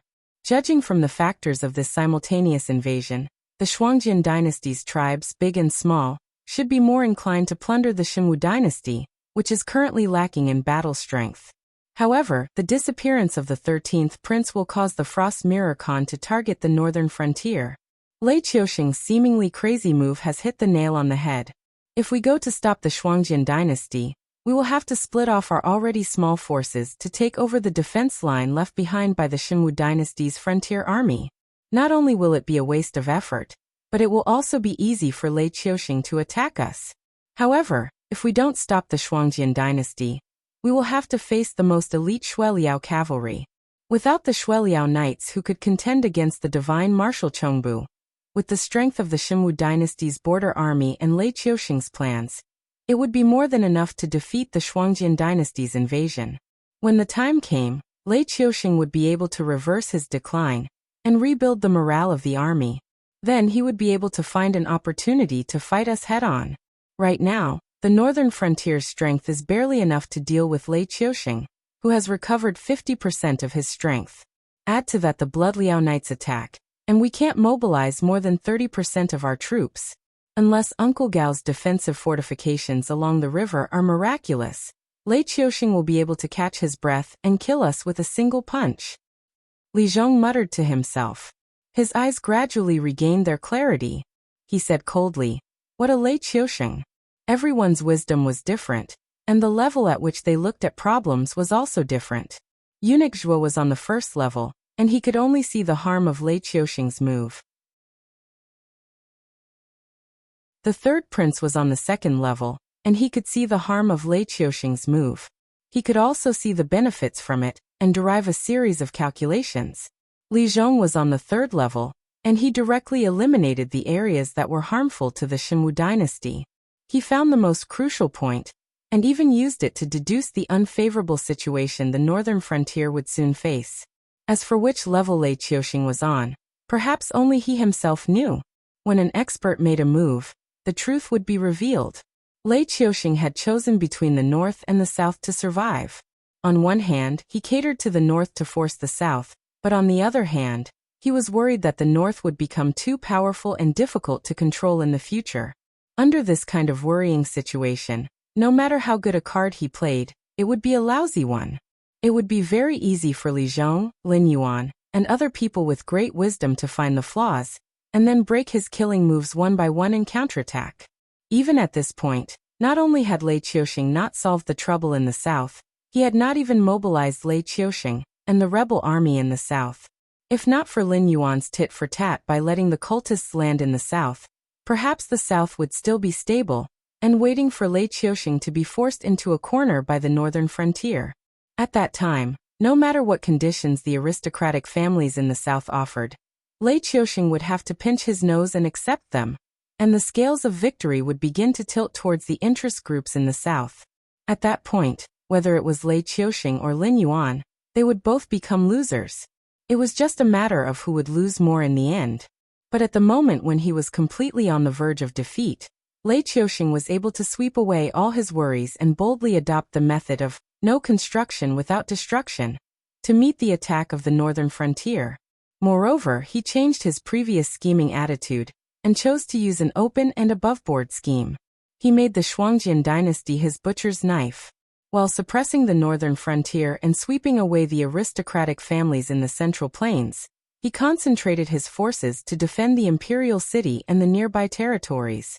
With the Shuangjian barbarians' fighting style of bullying the weak and fearing the strong, he was bound to bypass the imperial city, which was a fat piece of meat, and directly sweep through the territory of the interest groups in the south. The cultists, the Frost Mirror Barbarian, and the interest groups in the south would first fight each other. And then Lei Qiuxing would suddenly close the door and beat the dogs, directly eliminating all the internal problems. Even the aristocratic families that gave him a headache were swept away by the Shuangjian barbarian. How many of them would be left unharmed? How many of them would dare to challenge Lei Qiuxing? How could he count on the aristocratic families near the imperial city that Lei Qiuxing was toying with? Moreover, the Shuangjian barbarian would not continue to attack the Shenwu dynasty. Instead, they would retreat to the Frost Mirror grasslands to lick their wounds. At that time, if the northern frontier still could not deal with the problem of the Blood Liao Knights, it would be a huge joke. Should he take this move or not? For the first time, Li Zhong felt that the wisdom he was so proud of was actually useless at this moment. He realized that compared to ambitious and ruthless characters like Lei Qiuxing and Lin Yuan, he lacked the most crucial thing, courage. He did not want to waste his energy fighting the Shuangjian dynasty, but he also did not want to take the risk of Lei Qiuxing rebuilding his confidence. At this moment he did not know what to do. Your Highness, battle report. A guard strode into Li Zhong's office and placed a battle report on Li Zhong's desk. Li Zhong tore open the wax seal on the envelope and took out the letter. His face immediately turned ashen as if he had eaten a fly. While he was still making preparations, Lei Qiuxing had already begun to move. At present, most of the northern border army had been wiped out, and the rest were fighting as they retreated toward the Central Plains. After all, these border armies had been stationed at the border for many years, and had encountered the barbarians of the Shuangjian dynasty more than once or twice in the wilderness. While they might not be evenly matched, they would not be routed so quickly. This is troublesome. This is really troublesome. Li Zhong felt his temples throbbing with pain. Lei Qiuxing had actually played a dirty trick right in front of them. According to Li Zhong's usual logic, Lei Qiuxing's orders would be delivered to the border by trusted officials, and then the border army commanders would have to verify the authenticity of the orders before destroying the fortifications and slowly retreating to the vicinity of the imperial capital. But just as he received news that Lei Qiuxing was cutting off all means of retreat, the border army had already moved. What did this mean? It meant that Lei Qiuxing had given the Northern Frontier Intelligence Agency a vicious slap to the face.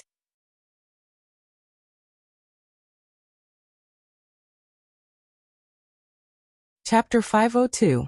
Lei Qiuxing's order had already bypassed the intelligence system of the northern frontier and reached the border army. He pretended to be in the servants' administration, just to confuse the intelligence agency of the northern frontier. He wanted Li Zhong and the others to think about it for a while when they received the message. Then he would take advantage of the time to mobilize the border army. In this way, no matter how fast the northern frontier's response was, it would be a joke. Because the border army had started to retreat in an orderly manner. Could the northern frontier attack the border army under the pressure of the Shuangjian barbarian and cut off their retreat? If the northern frontier really had that kind of strength, how could they be forced to this step? At the same time, it was also a challenge. How many troops do we have left? Li Zhong looked up at the guard who didn't have time to retreat, looking very gloomy. The guard thought for a while and said bitterly, "The main force of the southern expedition is in the border army to carry out the plan of the Great Wall. Some of them are in the north to clean up the rebels, or to entangle the Frost Mirror Barbarian, who got separated from the main force. The Falling Star Army is now surveying the terrain near Wei River City, preparing to build a position to resist the naval attack of the Shenwu dynasty. The Subhuman Army is fighting with the demon beasts, so some of them are scattered in the forests. It's hard to gather them in a short time. If your highness wants to mobilize the troops as soon as possible, only the northern army hasn't been mobilized yet." Li Zhong was now a criminal. Without Lin Yuan's permission, the 100,000 guards of the prince's mansion were not allowed to leave Shunning City. They had already made a mistake once. If they made another mistake, no matter how good Li Zhong's reputation was, no one would be able to keep his head. Luckily, the Northern Army and the Northern Frontier could be mobilized, though the guards couldn't be mobilized.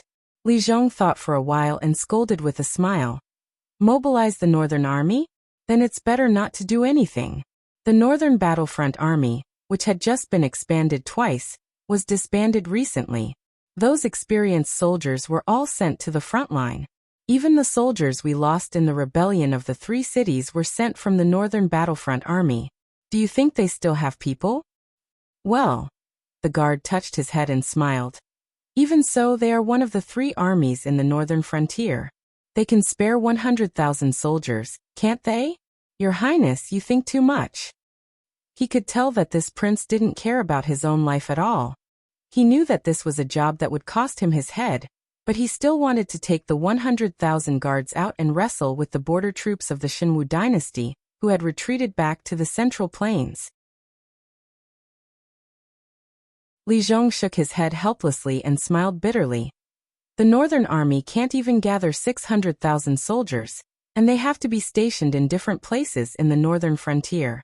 It's a chaotic time. Who knows how many demons and monsters are going to cause trouble? Almost all the Bright Gown Guards are going to fight with the army. The local troops and the Association of Demon Kings can't suppress the Northern Frontier. Besides, Li Zhong stopped abruptly. He waved his hand and said, "Anyway, the Northern Army can't be mobilized. Within 4 hours, you have to bring me at least 100,000 soldiers. Otherwise, the guards of the royal palace will go out to fight. Even if we can't kill all the border army of the Shenwu dynasty, we have to try our best to wipe them out." As soon as he finished speaking, Li Zhong's face was so gloomy that it was about to drip water. Some words couldn't be heard by a mere guard. The Northern Frontier wasn't a paradise where everyone was united. There was a lot of blood hidden under the peaceful land. Various factions wanted to take advantage of this opportunity to fight for enough benefits for themselves. Although they had all given up on the position of the actual ruler under Lin Yuan, this did not mean that they were pure of heart and did not care about anything. It was like the aristocratic families that depended on the Northern Territory Chamber of Commerce to survive. How could the Qiao family and the Shui family be compared with the other aristocratic families? Although the forces that depended on the Northern Frontier were controlled by the factions and wouldn't think about being the leader, they would take this opportunity to suppress and scheme against each other because of their irreconcilable hatred. Even if they were punished afterwards, they would still do it. These actions were the same as the forces that rebelled in the Shenwu dynasty. It was just that they didn't have the resources and strength to stand on their own in the Northern Frontier. They could only drag down the forces of the other factions and try their best to eliminate more forces to increase their own speaking rights. Usually, the Northern Frontier looked peaceful on the surface. However, at this critical moment, no one could be sure whether they were loyal or not. Li Zhong didn't know who he could trust. He could only let them work together according to their original factions and try his best to avoid infighting. However, there were some ticking time bombs that he had to guard against. For example, Zhang Qilin. The guard had a bitter expression on his face. He could only helplessly accept this task before turning around and leaving the office. He didn't have as many misgivings as Li Zhong. Naturally, he didn't have as many worries as Li Zhong. However, Li Zhong was now their master. Once Li Zhong fell from power, they could forget about having good days in the future. I really envy you guys. You don't have to think so much. Li Zhong looked at the guard who was gradually walking away and shook his head with a bitter smile. However, a moment later, Li Zhong's face returned to its cold and indifferent expression. However, a trace of madness appeared in his eyes. Didn't you, Lei Qiusheng, want to play an open scheme with us and turn the area around the imperial capital into a place where anyone who touches you will have to stab their hands with blood? This old man doesn't believe in this evil. While you're organizing a defensive position, this old man will do his best to eliminate the effective forces in your hands and let those Shuangjian barbarian people bleed first. Let's see if you can still sit still on the fishing platform. Li Zhong's strategy wasn't weak. However, he didn't have Lei Qiuxing's boldness. However, this didn't matter. Even a rabbit would bite when cornered. If he couldn't find a way to deal with Lei Qiuxing's open scheme with his own courage, then he might as well give up on his reasoning and use an absolutely bold and crazy strategy. In any case, Lei Qiuxing dared to act as if he was going to drag the northern frontier down with him. How could the northern frontier not dare to accept this? However, on the surface, Lei Qiuxing wanted to drag the northern frontier down with him. However, he still had a trump card in his hands. It didn't matter even if he didn't achieve the desired effect. In any case, Lei Qiuxing was extremely confident that he would still be the ruler of the Xinwu dynasty. He wouldn't become a speck of dust in the long river of history because of a small disturbance. However, Li Zhong's crazy response was just a risky move. To put it bluntly, it was just a bluff. In his heart, he really did have some thoughts of dragging Lei Qiuxing down with him.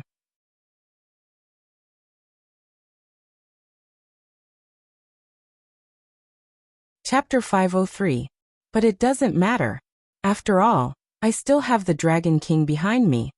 The madness in Li Zhong's eyes gradually subsided. Lei Qiuxing had some unknown trump cards in his hands, but how could Li Zhong not have any trump cards in his hands? The situation had already become so dangerous, but Lin Yuan didn't show any signs of panic. He didn't even have the intention to recall the army in the south back to the northern frontier to fight together. That must be because Lin Yuan still had other cards that he hadn't played yet. Li Zhong knew his position, so he also knew that no matter how much power Lin Yuan gave him, he was still a puppet. And no matter how much a puppet struggled, it was still within the scope of Lin Yuan's ability. As long as Li Zhong wasn't stupid enough to cancel Lin Yuan's original arrangements and order all the troops in the northern frontier to die, then Lin Yuan would still be able to clean up the situation. There was indeed only one ruler in the northern frontier, but Li Zhong, as the king of the northern frontier, still had a lot of power in his hands. In addition, Lin Yuan deliberately molded Li Zhong into a positive figure who always thought for the common people. Anything that was beneficial to the people in the northern frontier would be credited to Li Zhong. The dirty work was basically done by people like Luo Su, Shi Dong, and Xia Xiyu. This was because Lin Yuan was very clear that the law of the jungle could be absolutely observed in the Hengduan Mountains. But outside the Hengduan Mountains, when dealing with these people, he had to consider everyone's feelings from all aspects. For example, those capable officials who had real talent, hated war, and could really bring benefits to a region would definitely not be willing to serve under a warmonger like Lin Yuan. After all, Lin Yuan's actions were completely different from the ideals they had molded since childhood. Naturally, they wouldn't favor him, but the development of the northern frontier couldn't be done without them. Therefore, Li Zhong appeared. With Li Zhong as the leader, it was a completely different matter. Not just the people on the northern frontier, even the arrogant sages of the Confucian sect mentioned the reforms on the northern frontier. Even though they knew that they were growing on the corpses of the noble families and sects, they did bring benefits to the people. They even removed the opportunity for the noble families and sects as middlemen to suck the wealth of the people. The people received benefits, and so did the income of the rulers. Therefore, no one could go against their conscience and say that the reform of the northern frontier was a strategy to bring chaos to the country. Even though they all knew that the reforms and laws at the northern frontier were all made by Lin Yuan, the exotic beast, they still couldn't believe it. However, since Lin Yuan wanted to give the credit to Li Zhong, these humans agreed to it. They were willing to be blind and not come out to refute. Naturally, there would be talented people who didn't see the twists and turns in the process who came to the northern frontier. Therefore, Li Zhong's position in the northern frontier was very special. Different from the previous two kings of the northern frontier, although Li Zhong didn't have his own faction, his orders carried much more weight than the previous two kings. This was because he was assigned for Lin Yuan to recruit talents. Even if Li Zhong wanted to die, Lin Yuan had to find a way to protect him. I hope you won't walk on that path of death. Li Zhong placed his hands behind his back and sighed faintly. The situation at the northern frontier was indeed complicated. However, Zhang Qilin and Shenlin Jun, who used to be reserve soldiers, were even more difficult to deal with. These people were 100% loyal to Lei Qiuxing. When Luo Su was teaching Li Zhongxing, Lin Yuan promoted Zhang Qilin and let him lead those people to build the northern army. Therefore, Li Zhongxing was under the subtle influence. His loyalty to Lei Qiuxing was no longer what it used to be. This time, Lei Qiuxing's action of no building without destruction had greatly impacted Li Zhongxing, who had been nurtured in the northern frontier. Therefore, Li Zhongxing, who was far away in the front line, might not be absolutely loyal to Lin Yuan. However, when it came to protecting the people of the northern frontier, Li Zhongxing would spare no effort to complete it. Therefore, the Great Wall plan would never have any mistakes. However, Zhang Qilin, who had been hanging out with those old brothers, wasn't affected by this. These people still maintained absolute loyalty to Lei Qiuxing. Since Lei Qiuxing could bypass the intelligence agencies of the northern frontier and move the border army to retreat under their noses, then it was impossible for him not to bypass their spies and send the secret edict to Zhang Qilin. At this critical moment, it was better to be stabbed by someone from the inside than to fight against those barbarians of the Shuangjian dynasty. Li Zhongxing stayed in the northern frontier as a prisoner because he wanted to keep an eye on Zhang Qilin and those old subordinates of Li Zhongxing. However, now that Lei Qiuxing had taken such drastic measures, only an idiot would let those border army soldiers leave. However, if he moved, no one could guarantee that Zhang Qilin wouldn't act rashly. Before this, the northern frontier's troops were all sent from the northern battlefront army. Of course, it wasn't because the soldiers of the northern battlefront army were strong and had good training. It was because Lin Yuan didn't want Zhang Qilin and those reserve soldiers of Shen Lin Jun to make the northern battlefront army into a private army. That was why he wanted to use this method to scatter those officers of Shen Lin Jun's reserve soldiers into different troops, so that they couldn't cooperate with each other. Two flowers bloomed, one on each side. Let's not talk about the scheming in the northern frontier for now. Li Zhongxing, who was near Donglin City, wasn't having a good time at the moment. Because of the Xinwu dynasty's border army's retreat, the original barrier naturally didn't exist anymore. Although the Xinwu dynasty's army wouldn't go deep into the northern frontier's territory, they wouldn't come near the border and cause trouble near Donglin City, which was heavily guarded. However, even if the Xinwu dynasty's army didn't come, it didn't mean that the Shuangjian dynasty's barbarians were so sensible. As soon as the border army retreated from the fortifications, the barbarians rushed in impatiently. After all, the border army had been ordered to defend the defensive line for the past few days.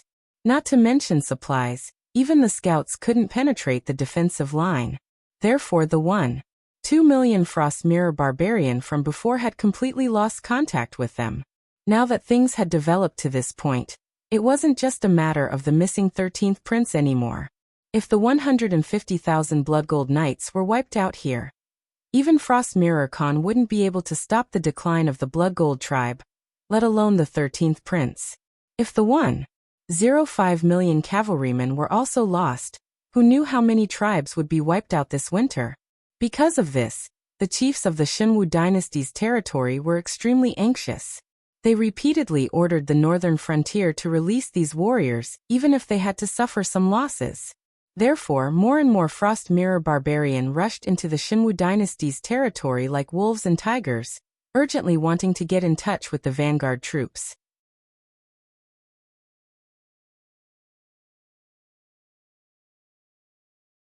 Chapter 504. Previously, Li Zhongxing had used a different strategy to eliminate the vanguard troops, so he could treat them as if they did not exist. But now that the Great Wall plan was halfway through, if he allowed this large wave of barbarians to pass through, the entire plan would become a joke. Moreover, even if these barbarians were not very smart, it was impossible for them to allow the northern territory to build a defensive fortification that could isolate them from their territory. Damn it, let's go all out. Li Zhongxing unsheathed the long sword at his waist and said fiercely, "Don't panic. Craftsmen, finish your work in an orderly manner. My men will escort you back to the safety of Donglin City in an orderly manner. Leave 5,000 men to guard the craftsmen. The rest of you, follow me and prepare to fight those barbarians." Almost all of the soldiers following Li Zhongxing were the elites of the southern expedition. Apart from the first batch he had brought out, The rest were all veterans who had participated in the encirclement and suppression of the rebel army in the north. Although the quality of their battle was not up to par, they had still been honed on the battlefield. These soldiers naturally exuded the aura of an invincible army. The Shuangjian barbarian army arrived in an instant, but they did not break through the enemy's formation and charge immediately.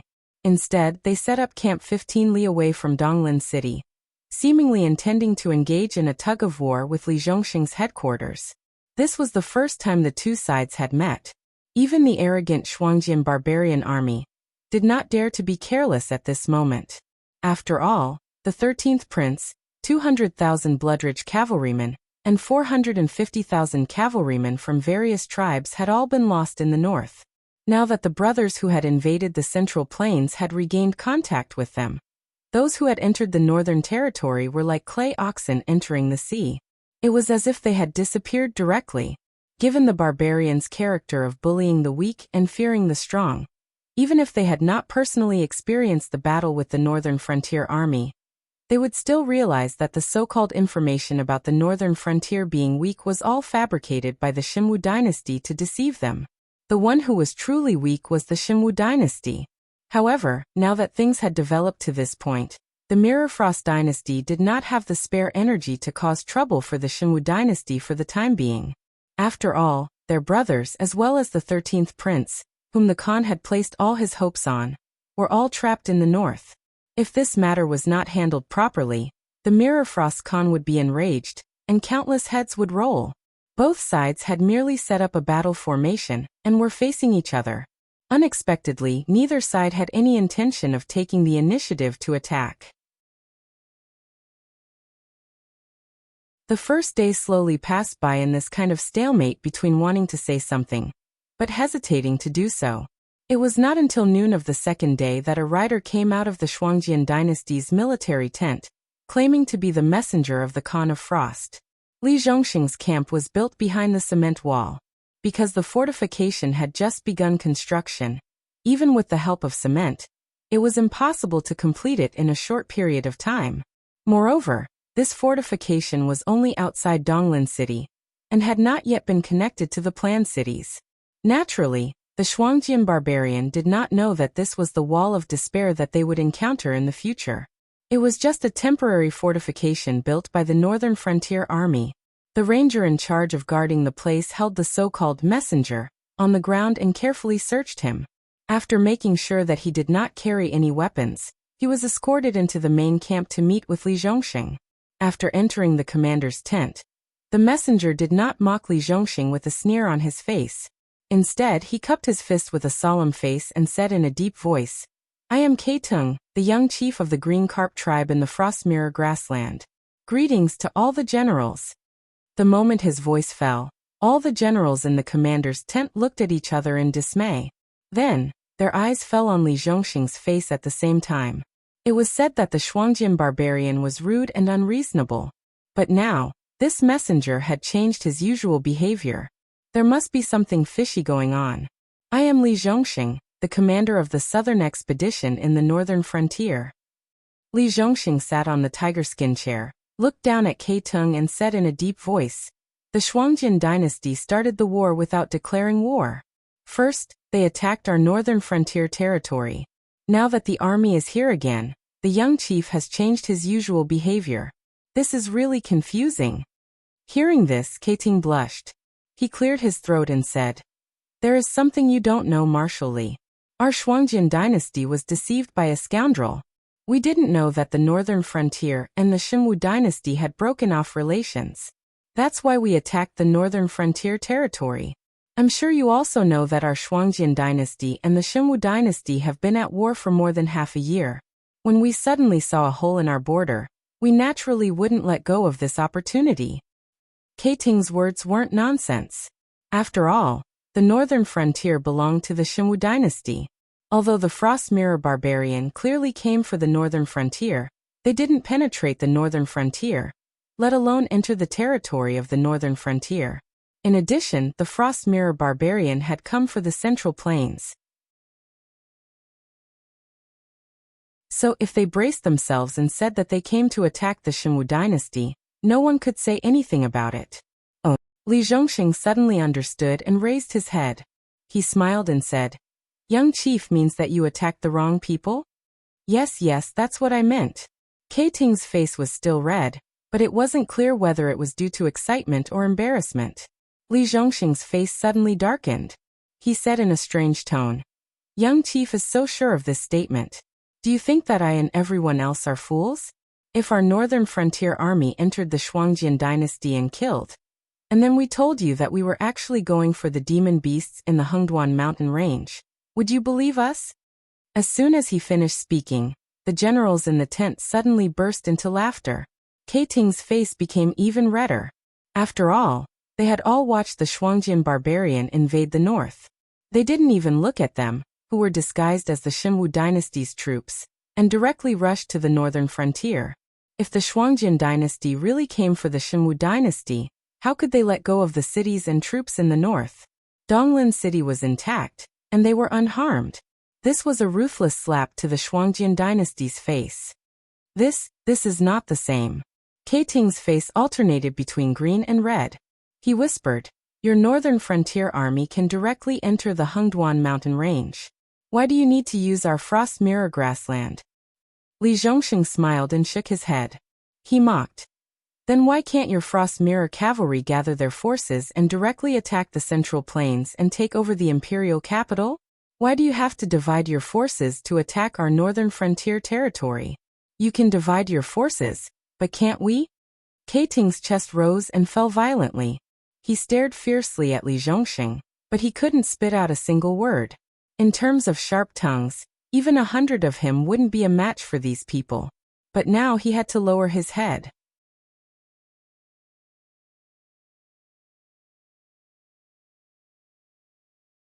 Chapter 505.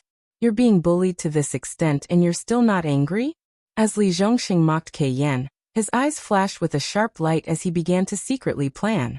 The Shuangjian dynasty hasn't changed much, but they also have experts on their side. They know that Lei Qiuxing wants to use them to clean up the families and sects of the Xinwu dynasty, and suppress us at the same time. When the matter is almost done, Lei Qiuxing will make his move. At that time, those Shuangjian barbarian in the south of the Xinwu dynasty won't be able to come out. Therefore, they can only set their sights on the northern frontier, hoping to liberate their forces from our side, and ensure that the Shuangjian dynasty won't be greatly damaged by Lei Qiuxing's scheme. After all, after this matter is over, many forces will want a share of the profits. Suddenly, Lin Yuan's voice interrupted Li Zhongxing's contemplation. Li Zhongxing looked around and didn't see any signs of Lin Yuan's existence. He then heard Lin Yuan say, "I'm talking directly to you through my consciousness, so only you can hear my voice. You don't need to find out where I am. Just deal with the matter at hand and try to stall for time. Wait for our people to kill the Frost Mirror Barbarian in the northern frontier, but don't deliberately cause a conflict." With Lin Yuan's support, Li Zhongxing's thoughts inexplicably calmed down. Clearing his throat, Li Zhongxing said with a smile, "Young clan leader, you don't need to take it to heart. I'm just complaining. If it were you, young clan leader, you wouldn't easily swallow this resentment after being beaten up for no reason, right?" "Yes, I don't know what request Commander Li has. Please tell us. The Shuangjian dynasty will do our best to satisfy you."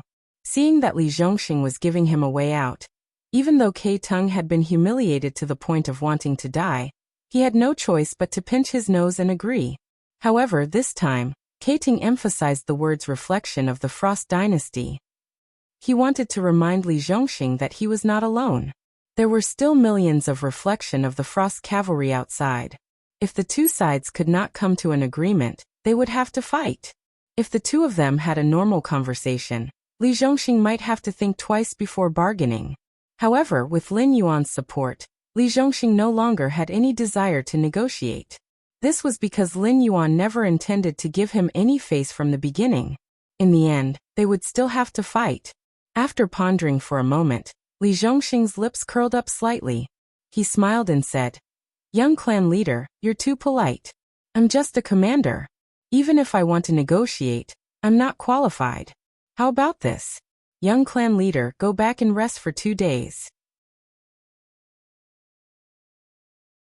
I'll quickly send a letter to the Northern Frontier Mansion, and let the king of the Northern Frontier count the casualties before coming back to talk to young clan leader. Although Ke Yen was smiling, he was cursing in his heart. Of course, he knew that Li Zhongxing's rank wasn't high enough to negotiate with them. However, as one of the 3 commanders of the Northern Frontier, Li Zhongxing's words still carried a certain amount of weight on the Northern Frontier. More importantly, Li Zhongxing and his men were currently at the pass. As long as he didn't agree, his brothers trapped in the north wouldn't be able to come out. They wouldn't even be able to send in supplies. Who knew how many people would die in these 2 days? Licking his lips, Ke Yen asked tentatively, Commander Li, I came here with sincerity. However, I don't see any sincerity from your side. How about you open a path and let the warriors of the Shuangjian dynasty, who mistakenly entered the northern frontier, return home? Almost instantly, Li Zhongxing heard 2 cold snorts. One voice came from Lin Yuan, and the other voice came from a middle-aged scholar in a gray robe in the tent. The middle-aged scholar cupped his fists toward Li Zhongxing, then looked at Ke Yen with a gloomy face and said in a cold voice, Warriors? Those barbarians may seem like warriors to you, but in the eyes of the northern frontier, they are complete sinners. This young master, your Shuangjian dynasty, wantonly invaded our northern frontier, committing all kinds of crimes. Now that you see that the situation isn't right, you send someone over to say a few words, and want us to let them go? Isn't the price of invading our northern frontier a little too low? You are? The corners of Ke Yan's mouth twitched as he gloomily stared at the middle-aged scholar. After all, Li Zhongxing's army was blocking the path that they had to pass through. No matter what, he was a mountain that could not be bypassed. The Shuangjian dynasty did not want to waste their military power in such a meaningless place, so they naturally had to say all they could. However, if it was someone else who came to talk to him, he would not be so good-tempered. If it were not for the fact that this middle-aged scholar was Li Zhongxing's subordinate, he would have already brandished his blade and cut him down. Chun family of Taizong, Chun Zifang. The middle-aged scholar coldly stared back at Ke Yen without the slightest hint of panic in his eyes. Chun Zifang was a traitor on the side of the aristocratic families during the rebellion of the 3 cities. He might not be first-rate in terms of cultivation or strategy, but his insight was unparalleled. From the moment the northern frontier prince's residents began to carry out military orders, he understood one thing. Lin Yuan had no intention of letting go of the Shuangjian dynasty's cavalry that had entered the northern frontier. In other words, Lin Yuan's original intention was to completely fall out with the Shuangjian dynasty. With such a style, either Lin Yuan was not worried about the Shuangjian dynasty's revenge, or he had something that could threaten the Shuangjian dynasty. Coupled with Li Zhongxing's current attitude, how could Chun Zifang, who had already seen through everything, not jump out and make his presence known in the eyes of the Dragon King? Never heard of you. But then again, you don't have the right to talk to me. Ke Yen disdainfully shook his head and sneered. Do you think that the Shuangjian dynasty is weak and easy to bully just because I say a few words? Do you really want us to break into this weak camp of yours and hold our swords to your necks before you're willing to talk? The Shuangjian dynasty's soldiers were used to being rude and rude. After Ke Yen finished speaking, he felt that he had finally vented the anger in his heart. Especially after he finished speaking, the generals in the tent no longer dared to say anything else, especially the more timid ones. At this moment, a thin layer of cold sweat had even seeped out of their foreheads. Seeing this scene, Ke Yen felt even more confident. After all, not wanting to lose manpower was one thing. The main reason the Shuangjian dynasty's army was willing to stop and negotiate with Li Zhongxing was because this army was at its peak and had an oppressive aura. Once the 2 sides started fighting, the Shuangjian dynasty's army might not be able to gain much of an advantage. But now he realized that although the soldiers below were full of fighting spirit, the generals who made the decision might not have the courage to fight to the death with the Shuangjian dynasty. Clang. Before Ke Yen could feel smug for long, Li Zhongxing stood up from his tiger-skin chair and drew his personal guard saber. He walked over to Ke Yen with a majestic gait, his eyes blooming with killing intent. Since young clan leader has said so, then let's talk after we fight.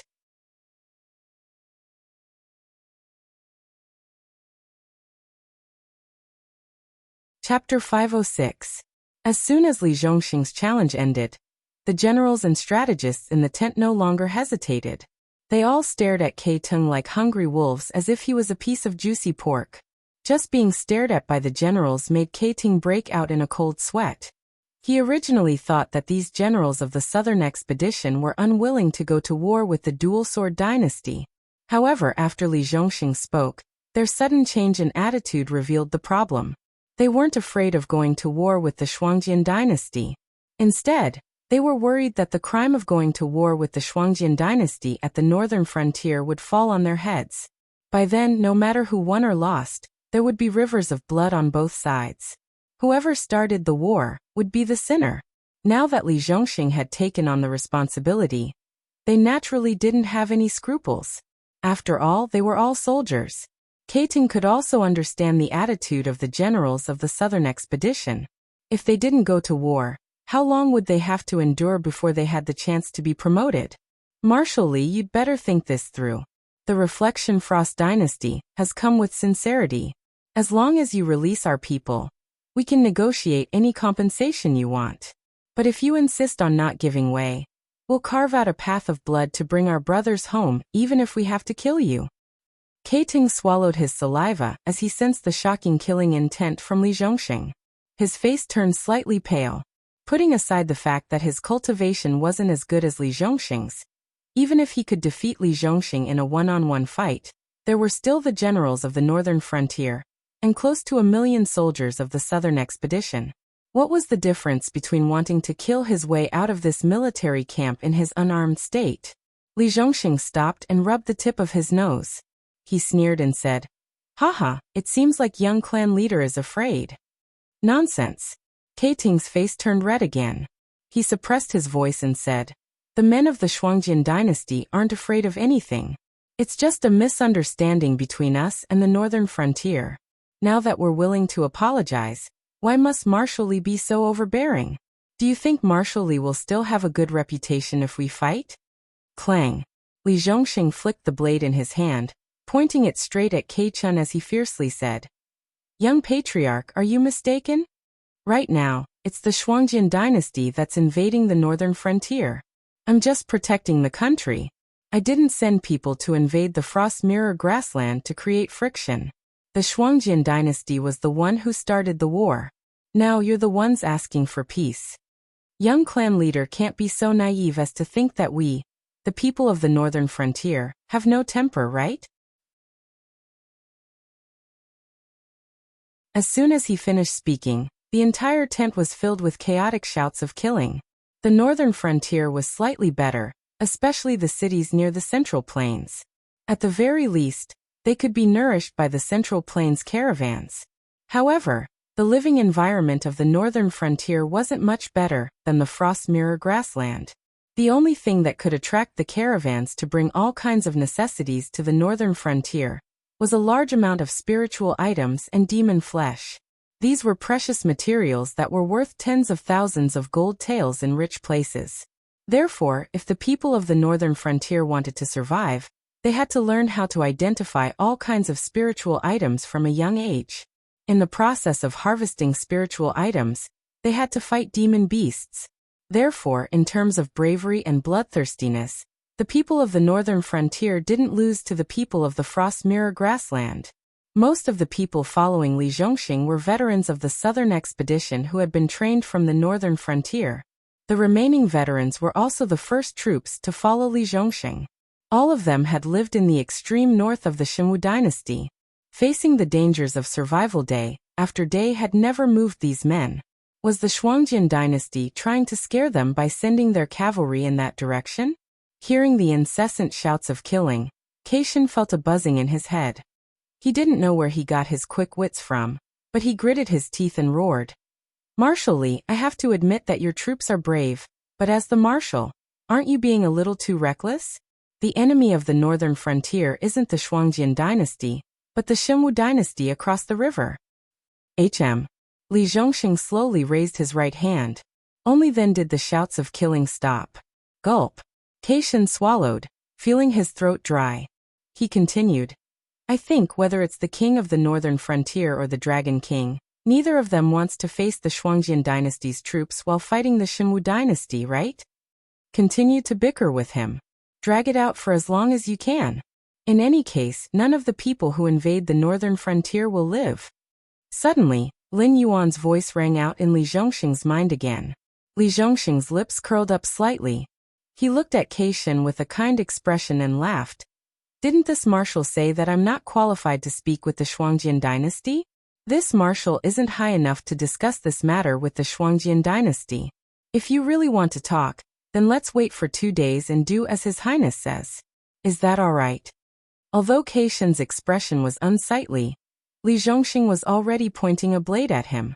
He naturally knew that he couldn't go too far. Otherwise, this fellow really wouldn't mind fighting with them.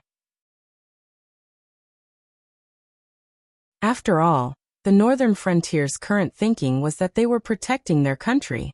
The responsibility of starting a war didn't even fall on them. But if they fought, the merits would be theirs. This, Keishan nodded with some difficulty and said helplessly, "Everyone, let's both take a step back. Before we reach an agreement, we won't ask you to release our brothers trapped in the northern frontier, but we ask that you provide them with supplies." Puffed. Chen Zifang sneered and said to the general next to him, "Hey Li Zhen, have you ever heard of a burglar breaking into your home, and then having to provide him with food and water after holding him down with great difficulty?" "Never heard of it." Like his name, Li Zhen looked burly and powerful, but he had a sharpness that didn't match his appearance. He didn't hesitate to cooperate with Chen Zifang and said with a smile, "In my hometown, when you catch a burglar, you don't even need to send him to the officials. Just beat him to death." Keishan's expression darkened as he looked at Chen Zifang and Li Zhongxing. Before he could say, "I've tolerated you for a long time," he felt Li Zhongxing's blade getting closer to his neck. He could only bitterly say, "I know this request is a bit excessive, but those brothers can't just eat and drink, can they? Since Marshal Li also believes that this is a misunderstanding, why should we expand the conflict? If it really doesn't work, we can just send supplies to those brothers inside. Is that not enough?" Li Zhongxing lightly shook his head and said with a cold face, "Before His Highness's decree, your troops are not allowed to advance an inch. Otherwise, we will treat it as a declaration of war." At this point, Li Zhongxing glanced at the smiling Chen Zifang. Seeing that the latter was slowly becoming serious, he said in a low voice, "But your troops can give the prepared supplies to me. I will arrange for people to send them to the rear." Keishan's brows furrowed, and he couldn't make up his mind.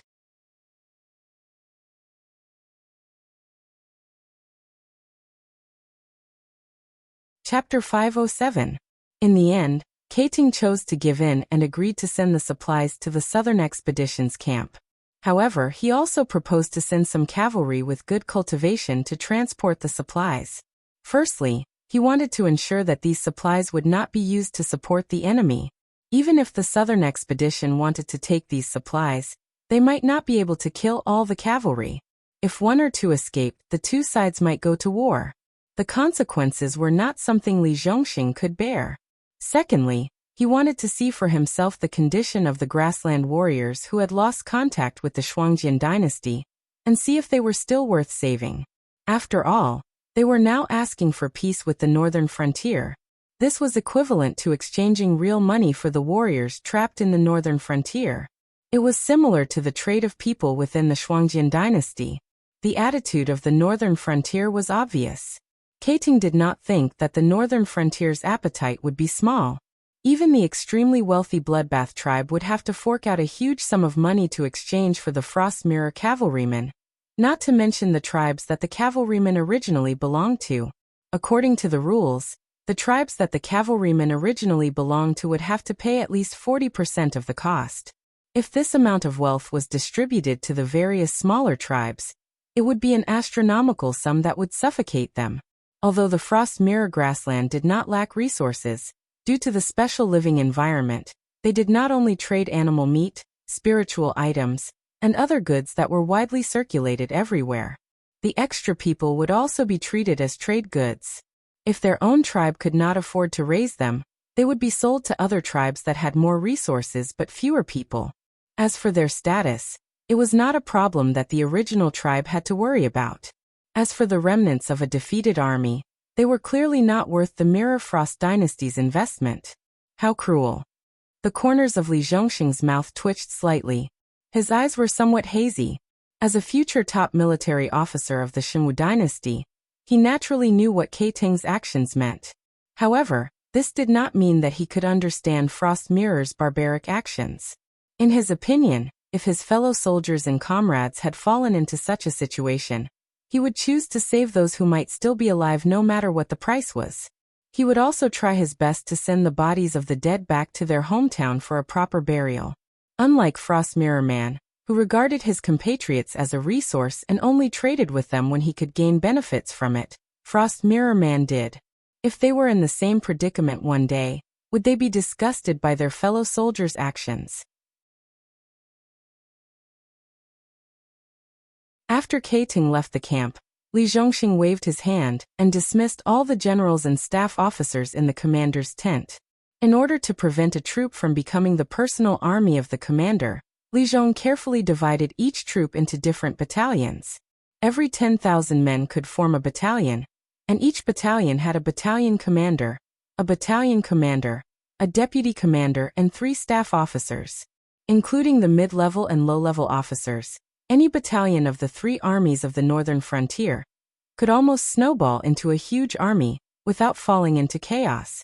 Although the battalion commanders and deputy battalions were all outstanding graduates of the military school of the Northern Frontier Academy, their backgrounds were completely different.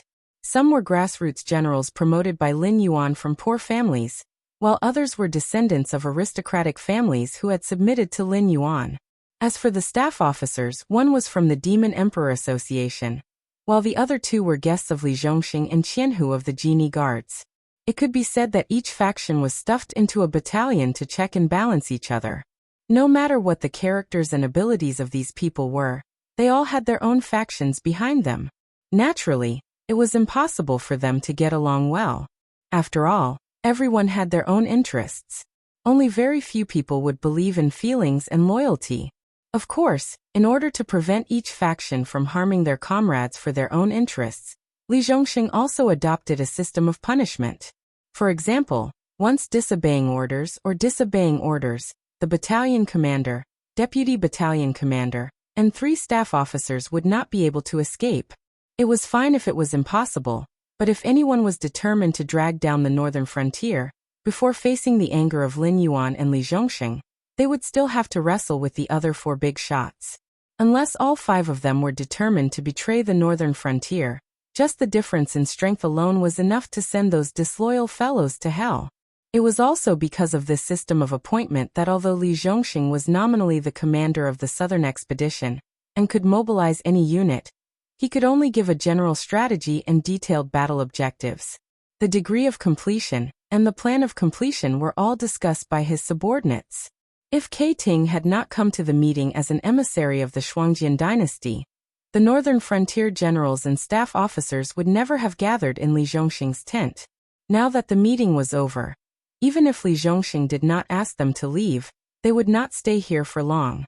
After all, no one knew when the war would start. If they had the time to chat here, they might as well go back and sharpen their weapons. Dragon King, I'm not doubting you, but I feel that your way of doing things is no different from playing with fire. After everyone had left, Li Zhongxing casually threw his saber to the side and sat down on his tiger skin chair. He said in a deep voice, "Since you don't intend to negotiate with these barbarians, you shouldn't keep them in suspense. Now that things have come to this, it's really not easy to end things." Lin Yuan's projections slowly condensed in Li Zhongxing's commander's tent. A cold glint flashed in his different-colored eyes as he sneered. "I want to use the fate of these barbarians to tell everyone that no matter what schemes they have behind the scenes, if they don't have the determination to fight to the death with the northern frontier, don't interfere. Otherwise, this king will directly chop off their hands. Do you think it's better to settle things once and for all, or to drag things out slowly?" At this point, Lin Yuan paused for a moment and said, "The Northern Territory Chamber of Commerce has indeed brought in a lot of profits. Before this, It could almost support the simultaneous operation of several projects. But after the war started, 2/3 of the reform and construction projects in the northern frontier were suspended, and all the money squeezed out was used to fund the various troops. Because of this, the various departments still owe the soldiers their salaries. Although the equipment from the Ministry of Works and the Ministry of War has been equipped with all of you, they have only paid you a portion of the cost of the materials. They still haven't paid you the labor fees and salaries. A string of black lines slowly appeared on Li Zhongxing's forehead. Of course, he knew that war costs money, and a lot of it at that. For example, the Xinwu dynasty had been peaceful for decades. Even if the officials were greedy, the treasury was still considered rich. It wouldn't be an exaggeration to say that Lei Qiuxing slept on a mountain of gold every day. But how long had it been since the war on four fronts started? The treasury of the Xinwu dynasty had basically been emptied.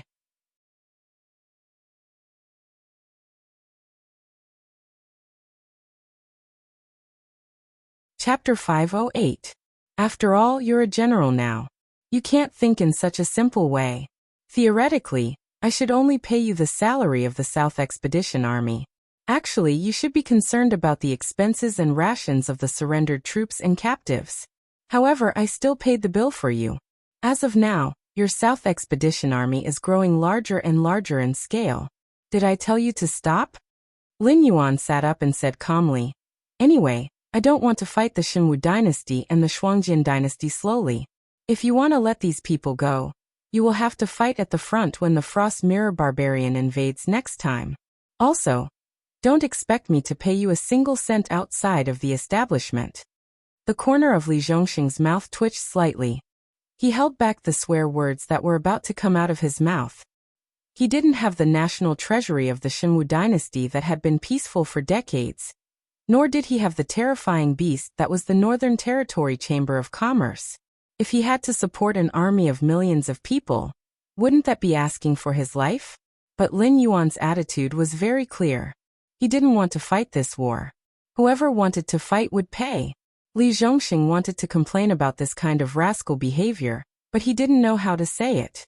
After all, the Southern Expedition's military strength was several times greater than the establishment that Lin Yuan had given him. And as the work of cleaning up the Northern Territory continued, this number was still increasing. When the war was over, they would definitely be dealt with. But Li Zhongxing didn't want to be forced into a dead end because of this matter. Then if all 500,000 Frost Mirror Barbarian soldiers are lost at the northern frontier, how should we deal with it? Now that the Shuangjin dynasty has taken the initiative to beg for peace with us, it seems that they are prepared to bleed a lot. But not only did the Dragon King not give them face, his actions are no different from starting a war. If they really go to war regardless of everything, it will be no less than a disaster for our northern frontier. Li Zhongxing cupped his fist at Lin Yuan and said in a deep voice, "Am I right?" Li Zhongxing, who was disgusted by Lei Qiuxing's action of abandoning the people in the Northern Territory, couldn't tolerate sand in his eyes now, especially after experiencing the good life of the people in the northern frontier. Li Zhongxing couldn't be said to be loyal to anyone now. The only thing he wanted to protect was the people in the northern frontier, who had sacrificed everything for their livelihood. Lin Yuan said that he wasn't willing to go to war with the Shuangjin dynasty, but at the same time, he was provoking the Shuangjin dynasty. He couldn't figure out the meaning behind this at all, so he could only look at Lin Yuan with a confused gaze, hoping to get an answer. If Lin Yuan really decided to go to war with the Shuangjin dynasty at the critical juncture, where the Xinwu dynasty was about to launch a counterattack against the northern frontier, then Li Zhongxing would summon those loyal to him to launch a military remonstrance even if it meant risking his life, forcing Lin Yuan to give up this bold idea that shouldn't have existed. The northern frontier alone was enough for them to digest for a long time.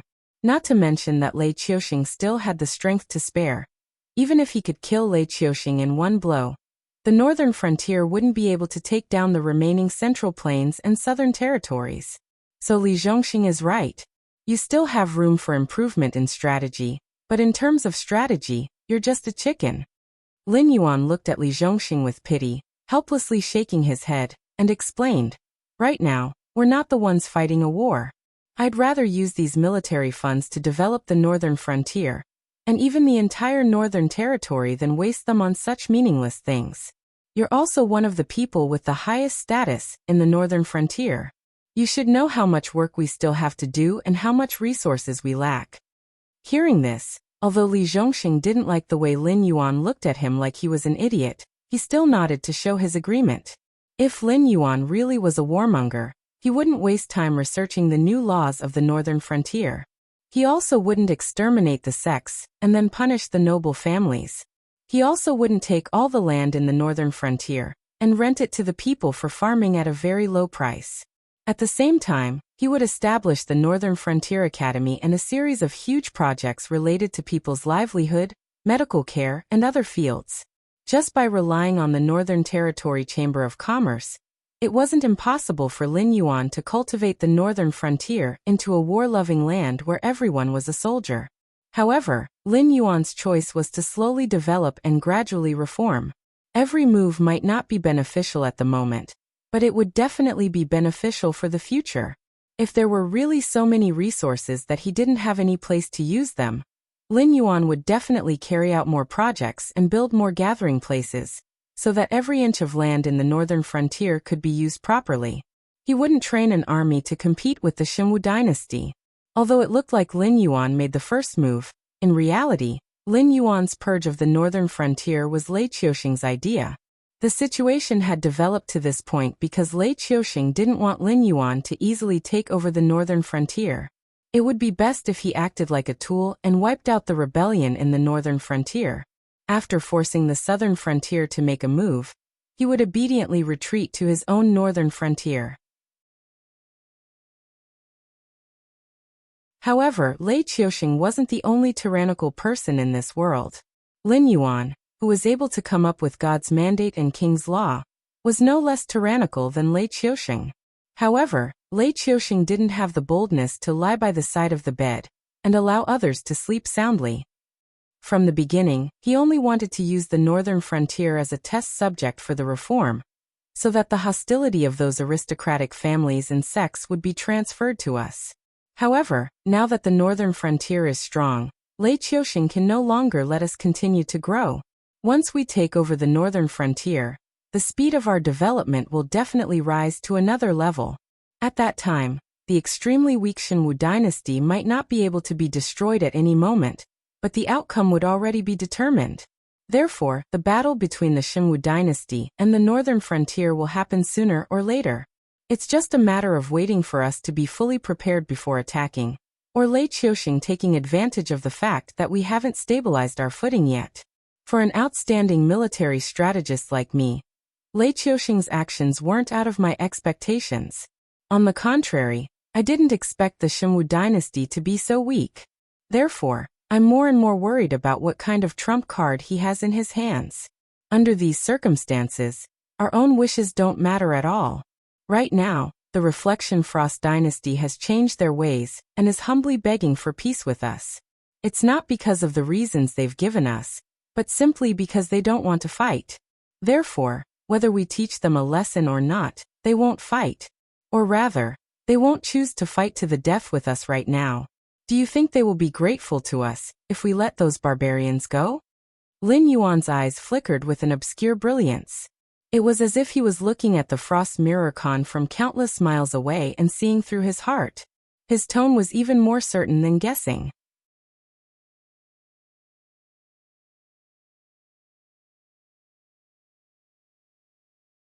Chapter 509. Isn't that the case? Li Zhongxing's eyes widened. If all 500,000 Frost Mirror cavalrymen are killed, it'll be a blood feud. Those barbarians will never let it go. They'll have to go to war eventually. Your actions will definitely bring the war forward. Li Zhongxing felt that the more he listened, the more confused he became. It seemed that Lin Yuan was right, but his reason told him that this was all sophistry. Lin Yuan definitely had other plans behind his back. After such a huge feud, even if Frost Mirror Khan didn't want to go to war with Lin Yuan, those tribes would definitely force him to send troops to the northern frontier. After all, only some of them were unlucky now. Once the war started, the northern frontier and the whole Shuangjian dynasty would be in trouble. Even if it was for the survival of their own tribes, most of them would choose to go to war. Frost Mirror Khan is like a wolf. Before they're full, they'll keep following you. When you show a weakness, they'll pounce on you and tear your flesh apart to fill their stomach. If you don't want to, you can only raise your weapons and beat them until they're scared. Only then will they tuck their tails between their legs and show their more dog-like side. They'll stay away from you and won't dare to provoke you for a while. If we show weakness now, the Shuangjian dynasty won't be grateful to us. Instead, they'll think that the northern frontier is only strong on the outside but weak on the inside. After they've healed their wounds, the first thing they'll do is to invade our territory and burn, kill, and pillage. By then, it'll be an endless war. Mirrorfrost had fallen into Lei Qiuxing's trap. Not only were the 700,000 Mirrorfrost cavalrymen trapped in the Central Plains unable to come out, even more Mirrorfrost cavalrymen would be trapped in this deadly trap. Based on this battle alone, I am certain that at least half of the Shuangjian dynasty's border army near the Xinwu dynasty will be destroyed. Apart from the border army, the tribes near the Xinwu dynasty will also lose many young and strong men. Of course, we weren't the only ones who knew that Lei Qiuxing's concession was a trap. The Shuangjian dynasty knew it too. The reason they wanted to make peace with us was to preserve their strength as much as possible, so that they wouldn't lose too much of their strength. They might even lose the edge of the Frost Mirror grassland, so that their ranch could become our hunting ground. If both sides worked together and the beast tied in the Hengduan mountain range, the Shuangjian dynasty might not even be able to recover from the setback. Speaking of which, if we can't determine the victor between us and Lei Qiuxing, then we need a way out. Therefore, the Shuangjian dynasty's invasion this time is a way for us to ease our relationship. At that time, we can choose to call a truce and head north together to collect this debt of blood from the Shuangjian dynasty. Then, we can return to our respective territories and start accumulating strength for the next war. But this time, if we sign a truce, we won't have an excuse to head north to attack the Frost Mirror grassland. Naturally, we can't join forces to attack the Shuangjian dynasty. Even if we shamelessly call a truce, the other dynasties won't just stand by and watch us attack the Shuangjian dynasty. If they cut off the trade with the Northern Territory Chamber of Commerce, we won't even have a place to cry. So they only need to withstand the pressure from Lei Qiuxing. Lin Yuan narrowed his eyes slightly and smiled. I don't want the northern frontier to fall into a two-sided war. I just want to tell these barbarians one thing. The northern frontier will never back down from a fight. As long as they want to fight, I'll fight with them. Plus, there's a special tribal system there. Before we can catch our breath, Shuangjian Khan's throne will probably change hands. Do you think that Shuangjian Khan, who has dominated the grassland for 50 years, will do such a profitable business for a bunch of dead people? Li Zhongxing's eyes widened even more. He said with a puzzled expression, since the Shuangjian dynasty has already seen through the trap, won't they know to withdraw and wait for the right opportunity? They'll attack us when we fight with Lei Qiuxing. No matter who they help, or whether they fight on both sides, they'll still benefit from it. That's what we need to do. Fan the flames, add oil. Let this fire burn even more fiercely. Let the Shuangjian dynasty suffer the greatest loss and force them to swallow their anger. The coldness in Lin Yuan's eyes slowly faded, and turned into an obscure emotion. I'm slow-witted. I don't understand what the Dragon King means. Li Zhongxing shook his head with a bitter smile. However, he was sharp enough to smell the blood in Lin Yuan's words.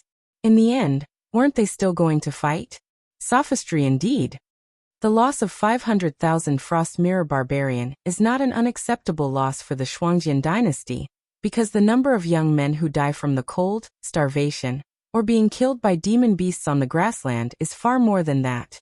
However, for some tribes, the loss of these young men is a disaster. They won't accept this result easily, so they'll do everything they can to recoup their losses. For example, 500,000 Frost Mirror Barbarian died on the northern frontier, but 700,000 Frost Mirror Barbarian killed and looted as they pleased in the Central Plains. If they want to recoup their losses, do you think it's better to start a war with the northern frontier, or go to the Central Plains, where they think it's incomparably prosperous, and even plunder for a while more in the south. If we show enough strength, the Shuangjian barbarian will wisely choose to avoid us and hold this grudge in their hearts for the time being. However, in the current situation, their first choice is still to plunder the Shenwu dynasty. This wise decision is what both Lei Qiuxing and I want to see. The only ones who want to stop them are the higher-ups of the Shuangjian dynasty. However, the tribes that have suffered losses won't let go of such a good opportunity, especially the small and medium-sized tribes outside the range of Frost Mirror Khan's influence. Even if they pretend to be obedient, they won't let go of such a fat piece of meat like the Shenwu dynasty. Lin Yuan's voice trembled as he said. Lei Qiuxing used the bones of countless people to build a path to victory for himself. In this aspect, he's even more of a bloodthirsty demon beast than this king. But you also said that the Shuangjian dynasty already knows that this is a trap. Before Li Zhongxing could finish his words, his face turned pale and he swallowed dryly. He suddenly realized that Lin Yuan, this demon beast, knew more about the situation of the various factions than he, a professionally trained officer, did. The unique tribal system of the Shuangjian dynasty was no different from that of the demon beasts in the Hengduan mountain range. However, the beast lord Kirin could intimidate countless demon beasts, but the old Frost Mirror Khan didn't have such strength. Although he was revered as the king of the grassland, the small and medium-sized tribes outside the range of the Blood Liao tribe's influence had never obeyed Frost Mirror Khan's orders.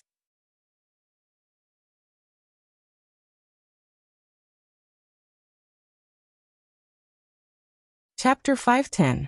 The harvest of 700,000 Frost Mirror Barbarian in the Central Plains was enough to make most of the Frost Mirror tribes jealous. It was also enough to drive the tribes that had suffered heavy losses crazy. Even if the Frost Mirror Khan ordered them not to enter the Shenwu dynasty's territory, they wouldn't listen. Lin Yuan's act of killing 500,000 Frost Mirror Barbarian was equivalent to pouring oil on Lei Qiuxing's trap. The fire that wasn't strong enough to begin with instantly engulfed more than half of the Frost Mirror grassland.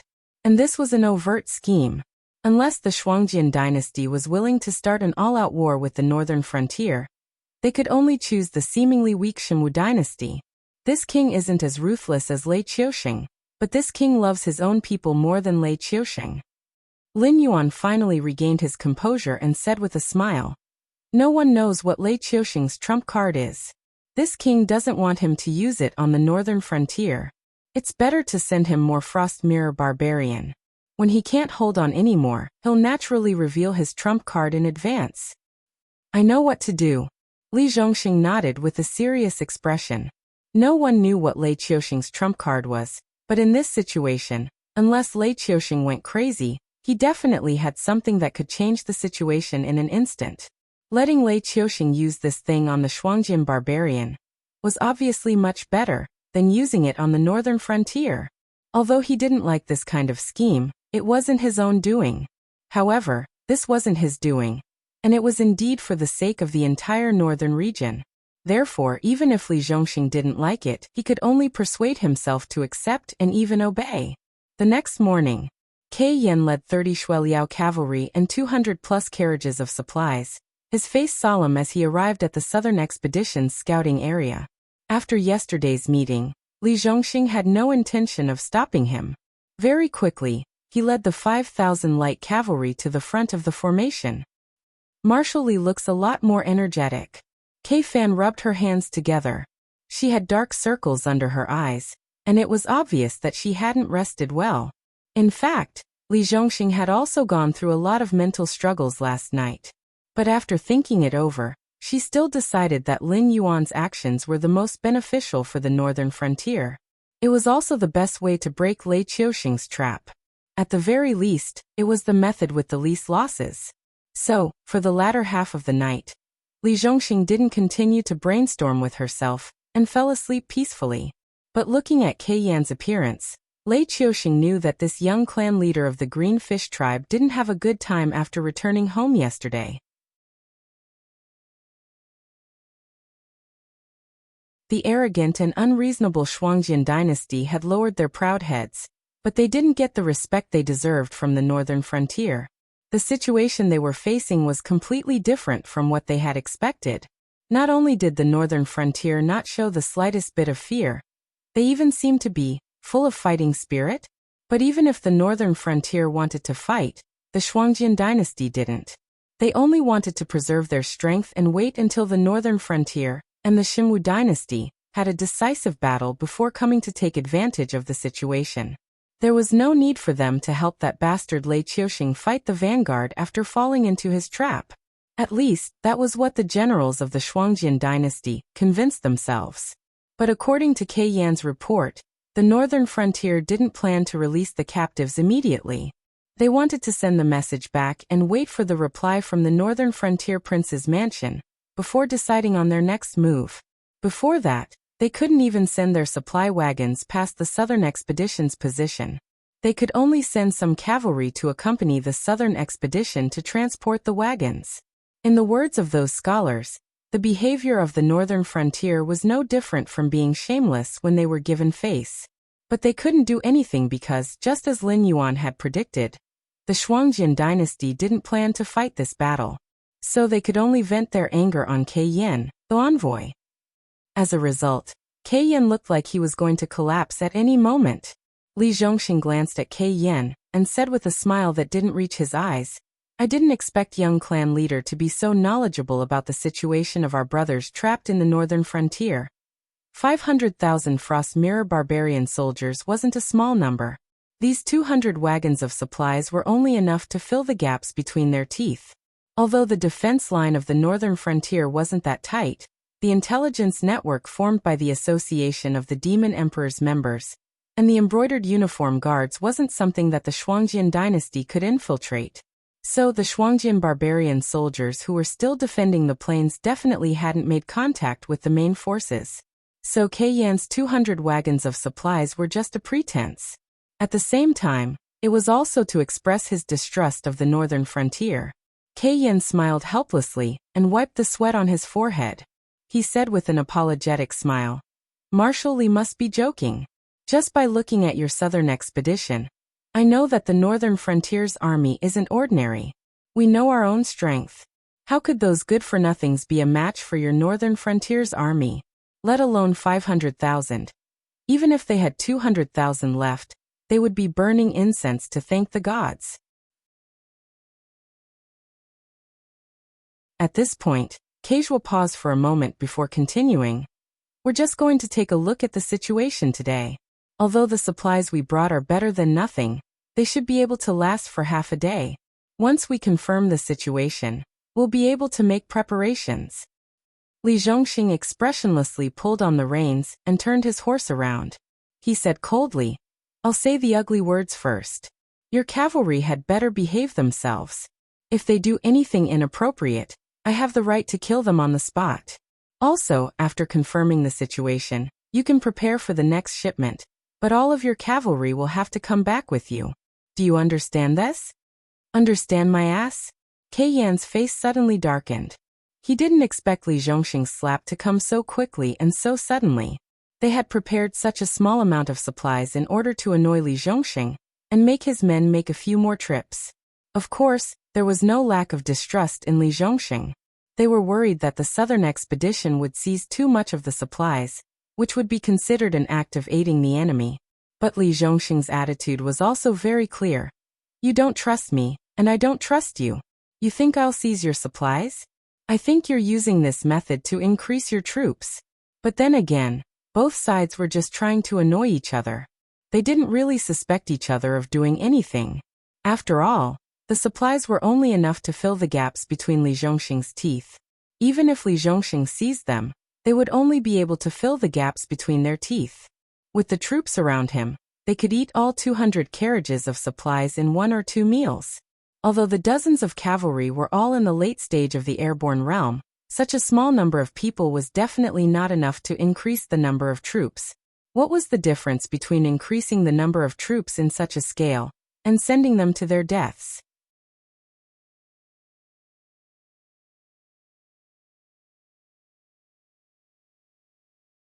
Chapter 511. "Marshal, what should we do with the Frost Mirror cavalry that came with us?" A light rider rode up to Li Zhongxing, a faint murderous intent flashing across his fair face. The fair-skinned young general was a graduate of Qiao Yu's batch. However, unlike Qiao Yu, who was known as Black Bear, due to his simple and honest nature, Qiao Yu was known as the Black Bear, which made him the type of general who would charge and break through enemy lines. On the other hand, the fair-skinned young general, Zhang Xiuzhu, was more of a scholarly general. His training was decent as well, having reached the pinnacle of the airborne realm before the age of 30. He was only one step away from reaching the celestial star realm. Li Zhongxing was also one of the military mentors of the Northern Frontier Academy. Qiao Yu and Zhang Xiuzhu were both students that he thought highly of, although they had their own shortcomings and were not as good as Qin Yu and Zhao Guangchong, who were taught by Lin Yuan and were able to lead troops to the south as soon as they graduated. He still wanted to get closer to Li Zhongxing. To be fair, Zhang Xiuzhu was not worse than the students taught by Lin Yuan. He could become a famous general after some training. However, his biggest weakness was hatred. Zhang Xiuzhu's parents were both civilians. They did not even have the ability to move to other places to live, let alone have the ability to cultivate. Therefore, every year when the Frost Mirror Barbarian raided the border, Zhang Xiuzhu and his parents could only rely on luck to avoid being killed. However, luck would always run out. When Zhang Xiuzhu was 7 years old, the Shuangjin dynasty raided the border. His parents were killed by the sword, and only the young Zhang Xiuzhu escaped by hiding in a secret cellar at home. Since then, the seed of hatred had been planted in Zhang Xiuzhu's heart. Lin Yuan set up the Northern Frontier Academy and supported poor students. This was a great opportunity for Zhang Xiuzhu, and he did show his extraordinary talent. Compared to the children of aristocratic families who grew up with spiritual objects, Zhang Xiuzhu, who started cultivating in his 20s, could not achieve much. However, there was no limit to human perseverance and potential. Zhang Xiuzhu, who had a blood feud, was far more hardworking than the other students in the same batch. His cultivation, the art of war, and even strategy were all excellent in almost every subject. However, when everyone thought that Zhang Xiuzhu could win Lin Yuan's favor and become the most dazzling star of the Northern Frontier in the future, this guy rejected Lin Yuan's olive branch without hesitation and went straight to the main camp of the Southern Expedition. From Zhang Xiuzhu's point of view, it was impossible for the Southern Expedition Army to continue south in a short period of time. However, the cleanup work in the north still had to continue. Apart from those clans that were still stubbornly resisting, the Frost Mirror Barbarian cavalry that pillaged the border would be the Southern Expedition Army's main opponent for a very long time. And Zhang Xiuzhu was indeed capable. After a series of tests, Li Zhongxing believed that this guy, who was not much younger than him, would become the most dazzling star of the Northern Frontier in the future, even if he rejected the recruitment of the so-called Star General class. Therefore, even though he knew that Zhang Xiuzhu was currently on the Southern Expedition, he would divide the Southern Expedition in the future and take part of the people to form a new army to wrestle with the Shuangjin Barbarian. Li Zhongxing gladly accepted Zhang Xiuzhu as his disciple and even trained him as his successor. However, Zhang Xiuzhu's performance in the past 2 months had indeed proved that he deserved Li Zhongxing's favor. In response to this proud disciple's question, Li Zhongxing only raised his eyelids and said through secret voice sending, "The Shuangjin dynasty has 35 cavalry with them this time. Apart from the heavy military supplies we have, you can only take 50 people with you. How do you think we should deal with them? Kill them." A cold light bloomed in Zhang Xiuzhu's eyes as he replied without hesitation. Li Zhongxing was silent for a while. Zhang Xiuzhu scratched the back of his head and said with a smile, "Marshal is not a person who makes arbitrary decisions, but with your authority, it's not impossible for you to let the Shuangjin Barbarian go. However, you chose to stall for time without discussing with us. This action already shows that Marshal has no intention of letting those barbarians go. Moreover, you're not the only one who has an opinion on this matter." Huh. Li Zhongxing smiled noncommittally. He just waved his horsewhip gently, indicating for Zhang Xiuzhu to leave. Just as Lin Yuan had said, Li Zhongxing was a chicken when it came to strategy. His current actions could only deceive the Shuangjin Barbarian. However, Those in the southern expedition with discerning eyes could see that Li Zhongxing, who had always followed the advice of others, had chosen to use stalling tactics to cut off the Frost Mirror barbarian's chances of survival. It was obvious that someone was guiding him behind the scenes. And although Li Zhongxing was the king of the northern frontier, he only had the authority to make suggestions. He did not have the authority to directly command the commander-in-chief of the northern frontier's 3 armies. If it was Li Zhongxing's idea, then Li Zhongxing would still have to discuss it with them before deciding whether to do it or not. That was why the entire southern expedition was so quiet. No one argued with Li Zhongxing like Li Zhongxing did with Lin Yuan. The reason was very simple. Most of them were already scared out of their wits by Lin Yuan. Lin Yuan had never tasted defeat since his debut. Therefore, they could not see the depth of Lin Yuan's decision. Even if they could see it clearly, no one would overestimate themselves and ask Lin Yuan to correct it. When Zhang Xiuzhu gradually rode away, Li Zhongxing once again said through secret sound transmission, "Just say that it was my idea. Go to that place and pick a group of ruthless people to go with you. First, lead them around in circles. After you have shed all pretense of cordiality, you must do it cleanly. Don't leave any hidden dangers." Speaking up to here, Li Zhongxing paused and smiled. Besides that, Wei River City has been breached, and there are still over 100,000 reserve troops of the Divine Forest Army gathered near Songtao City. We can't clear them out for the time being, but we have to let these Frost Mirror barbarians vent their anger, right? This general will not disappoint the Grand Marshal. Zhang Xiuzhu pulled on the reins and turned his head to look at Li Zhongxing. His white face squeezed out a bright smile. As for how to use these 200 carriages of supplies to provoke the conflict between the Frost Mirror Barbarian and the Shunlin Jun reserves, he had already outlined a rough plan in his mind. At the same time, he also guessed what Black Jiao, who gave him today's position and opportunity, was planning. Keting stared blankly at the 2 people's lips moving. He subconsciously felt his heart sink. But when he listened carefully, he could not understand what they were talking about. Although they were speaking the common language of Tianwu continent, the words they spat out were all numbers. For someone like him who did not know the code of the northern frontier, it was no different from listening to a heavenly book. But his keen sense of danger still made him feel that the southern expedition was secretly planning something.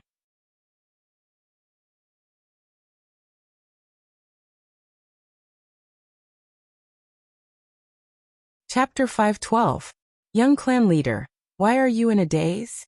Li Zhongxing urged his horse to the side of the hesitant Keting and lightly poked him with the end of his whip. Only then did Keting wake up from his deep thoughts. His entire body seemed to have been startled, and cold sweat began to appear on his forehead. That was my favorite student, but his personality is a little weird. He doesn't know how to speak the common language of the Sky Martial continent.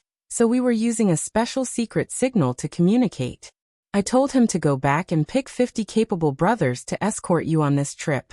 Is there any problem on your side? Keting finally calmed down. When he looked at Li Zhongxing again, he discovered that he was smiling warmly. Gently shaking his head, Keting forced himself to calm down and said, "But I heard that the northern frontier isn't very peaceful right now. Can 50 people really escort the supplies safely to the destination? Why don't we discuss it again and have both sides send more people?" When he heard the number 50 people, the stone in Keting's heart slowly fell. After all, the cavalry of the northern frontier couldn't be compared to the cavalry of the Shuangjian dynasty. Even the horses they rode were inferior war horses bought from the Shuangjian dynasty. Even if their cultivation was higher, 50 people against 35 people might not have more than a 50% chance of victory. And even if they could defeat them, it was impossible to keep all 35 of them at the northern frontier. As long as 1 or 2 escaped, the northern frontier wouldn't be able to take it. Even Keting, who had always believed in his intuition, felt that he was being too cautious, and even a little oversensitive. Li Zhongxing lightly shook his head and bitterly smiled. To be honest, although there are many hidden dangers in the northern frontier, the real threat is the Frost Mirror Cavalry and Shinlin Jun's reservists that we couldn't completely eliminate. With your people here, even if we bump into the Frost Mirror Cavalry, they won't do anything. And if we encounter those reservists, Even 2,000 people won't be able to do anything. But if the number of people is smaller, the target will naturally be smaller, and it will be much safer. Keiting stared blankly at Li Zhongxing. Shen Linjun was the trump card of the Shenwu dynasty, and was also the trump card of Lei Qiuxing's dragon throne. Even the reservists were quite a formidable existence. Furthermore, Wei River City, which was known as the Impregnable Fortress, was also a famous existence. But now? The reserve force of the Divine Forest Army had been defeated, and even Wei River City had been breached? What kind of monsters were these people? Thinking of this, Keiting's last trace of hostility towards the northern frontier completely dissipated. He bitterly smiled and said, "If that's the case, then we'll do as the Grand Marshal wishes. I'll go inform them to prepare to depart." Although the men of the Shuangjian dynasty didn't lack courage and bravery, the special living environment still made them have the personalities of wolves and dogs. Just as Lin Yuan predicted, the stronger the northern frontier displayed, the more the Shuangjian dynasty didn't want to provoke the northern frontier. But Keiting, who was just about to leave, suddenly remembered something. He abruptly pulled on the reins and said, "Our 13th prince was deceived by the Shenwu dynasty some time ago and led his troops into the northern frontier's territory by mistake. It's been almost half a month since then.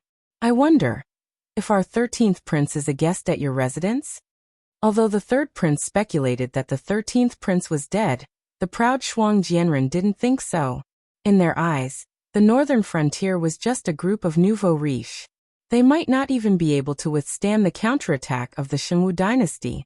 How could they offend the Shuangjian dynasty at this time? Therefore, even if the 13th prince went on a killing spree in the northern frontier, he only needed to announce his identity after he was defeated.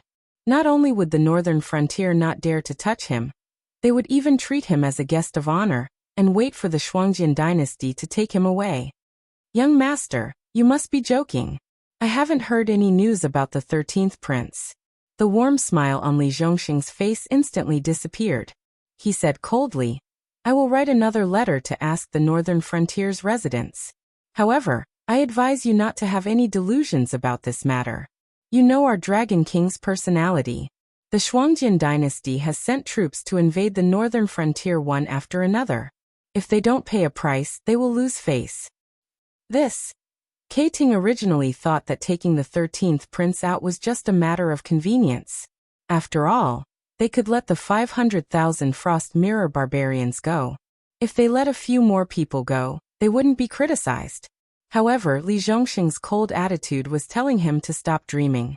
The Shuangjian dynasty would definitely pay a price for these two invasions. Between the 500,000 Frost Mirror barbarian and the 13th prince, he could only choose one. "I still have military matters to attend to. Farewell." Without waiting for Kei Yen to quibble, Li Zhongxing cupped his fists and urged his horse to rush towards the army camp. He's trying to sow discord. When Li Zhongxing disappeared from sight, Keiting threw the horsewhip in his hand to the ground. Between the 500,000 Frost Mirror barbarians and the 13th prince, this was a choice that even a child could make. However, when it came to Keiting, he couldn't make up his mind. Not to mention that among the 500,000 cavalrymen trapped in the north, at least 60,000 of them were Greenfish clan's disciples. The other clans who had lost some of their men were all hoping that their men could return safely. Because of this matter, Keiting, the envoy, was treated with great respect. Gifts that Keiting didn't even dare to think about before were prepared and sent directly to his tent. There were even some tribes that used beauty traps. Their goal was to make Keiting protect as many of their tribe's men as possible. Once Jueqi gave up on the 500,000 Frost Mirror barbarian cavalrymen and chose to bring the 13th prince back to the imperial court, he would be tied to the Blood Liao tribe. Once the Blood Liao tribe collapsed, there would be no place for the Greenfish tribe to stay in the prairie. If Kan Shuang had been young, it would have been fine. Unfortunately, Kan Shuang had been seriously injured when he was young. His cultivation had not improved in the past few years, and his body was deteriorating day by day. There was no telling when he would pass away. Although there were many outstanding princes in the Xueliao tribe, The most outstanding ones were the 3rd and 13th princes. Of the two of them, one was a scholar and one was a martial artist. If these two forces could not be merged together, the decline of the Bloodstream tribe would be inevitable. But from what he knew, the relationship between the 3rd prince and the 13th prince could be said to be irreconcilable. However, if Enchanting chose the 500,000 Frost Mirror Barbarian and gave up on the 13th prince, then what awaited him would be the fury of the Bloodspan tribe. Those tribes wouldn't care about his friendship. In the eyes of the prairie people, they had already prepared a generous gift for Enchanting. Enchanting bringing back their tribe's young men safely was his duty. Only a fool would fall out with the Bloodstream tribe in order to protect Enchanting. You're tuning in to the Dreamy Chapters YouTube channel. We're so grateful for your support, and don't forget to subscribe to join us on this incredible journey through captivating stories. Your generosity through donations truly makes a world of difference, as it's the primary source of revenue that allows me to expand and enhance this channel for you. Thank you from the bottom of my heart for being a part of this adventure.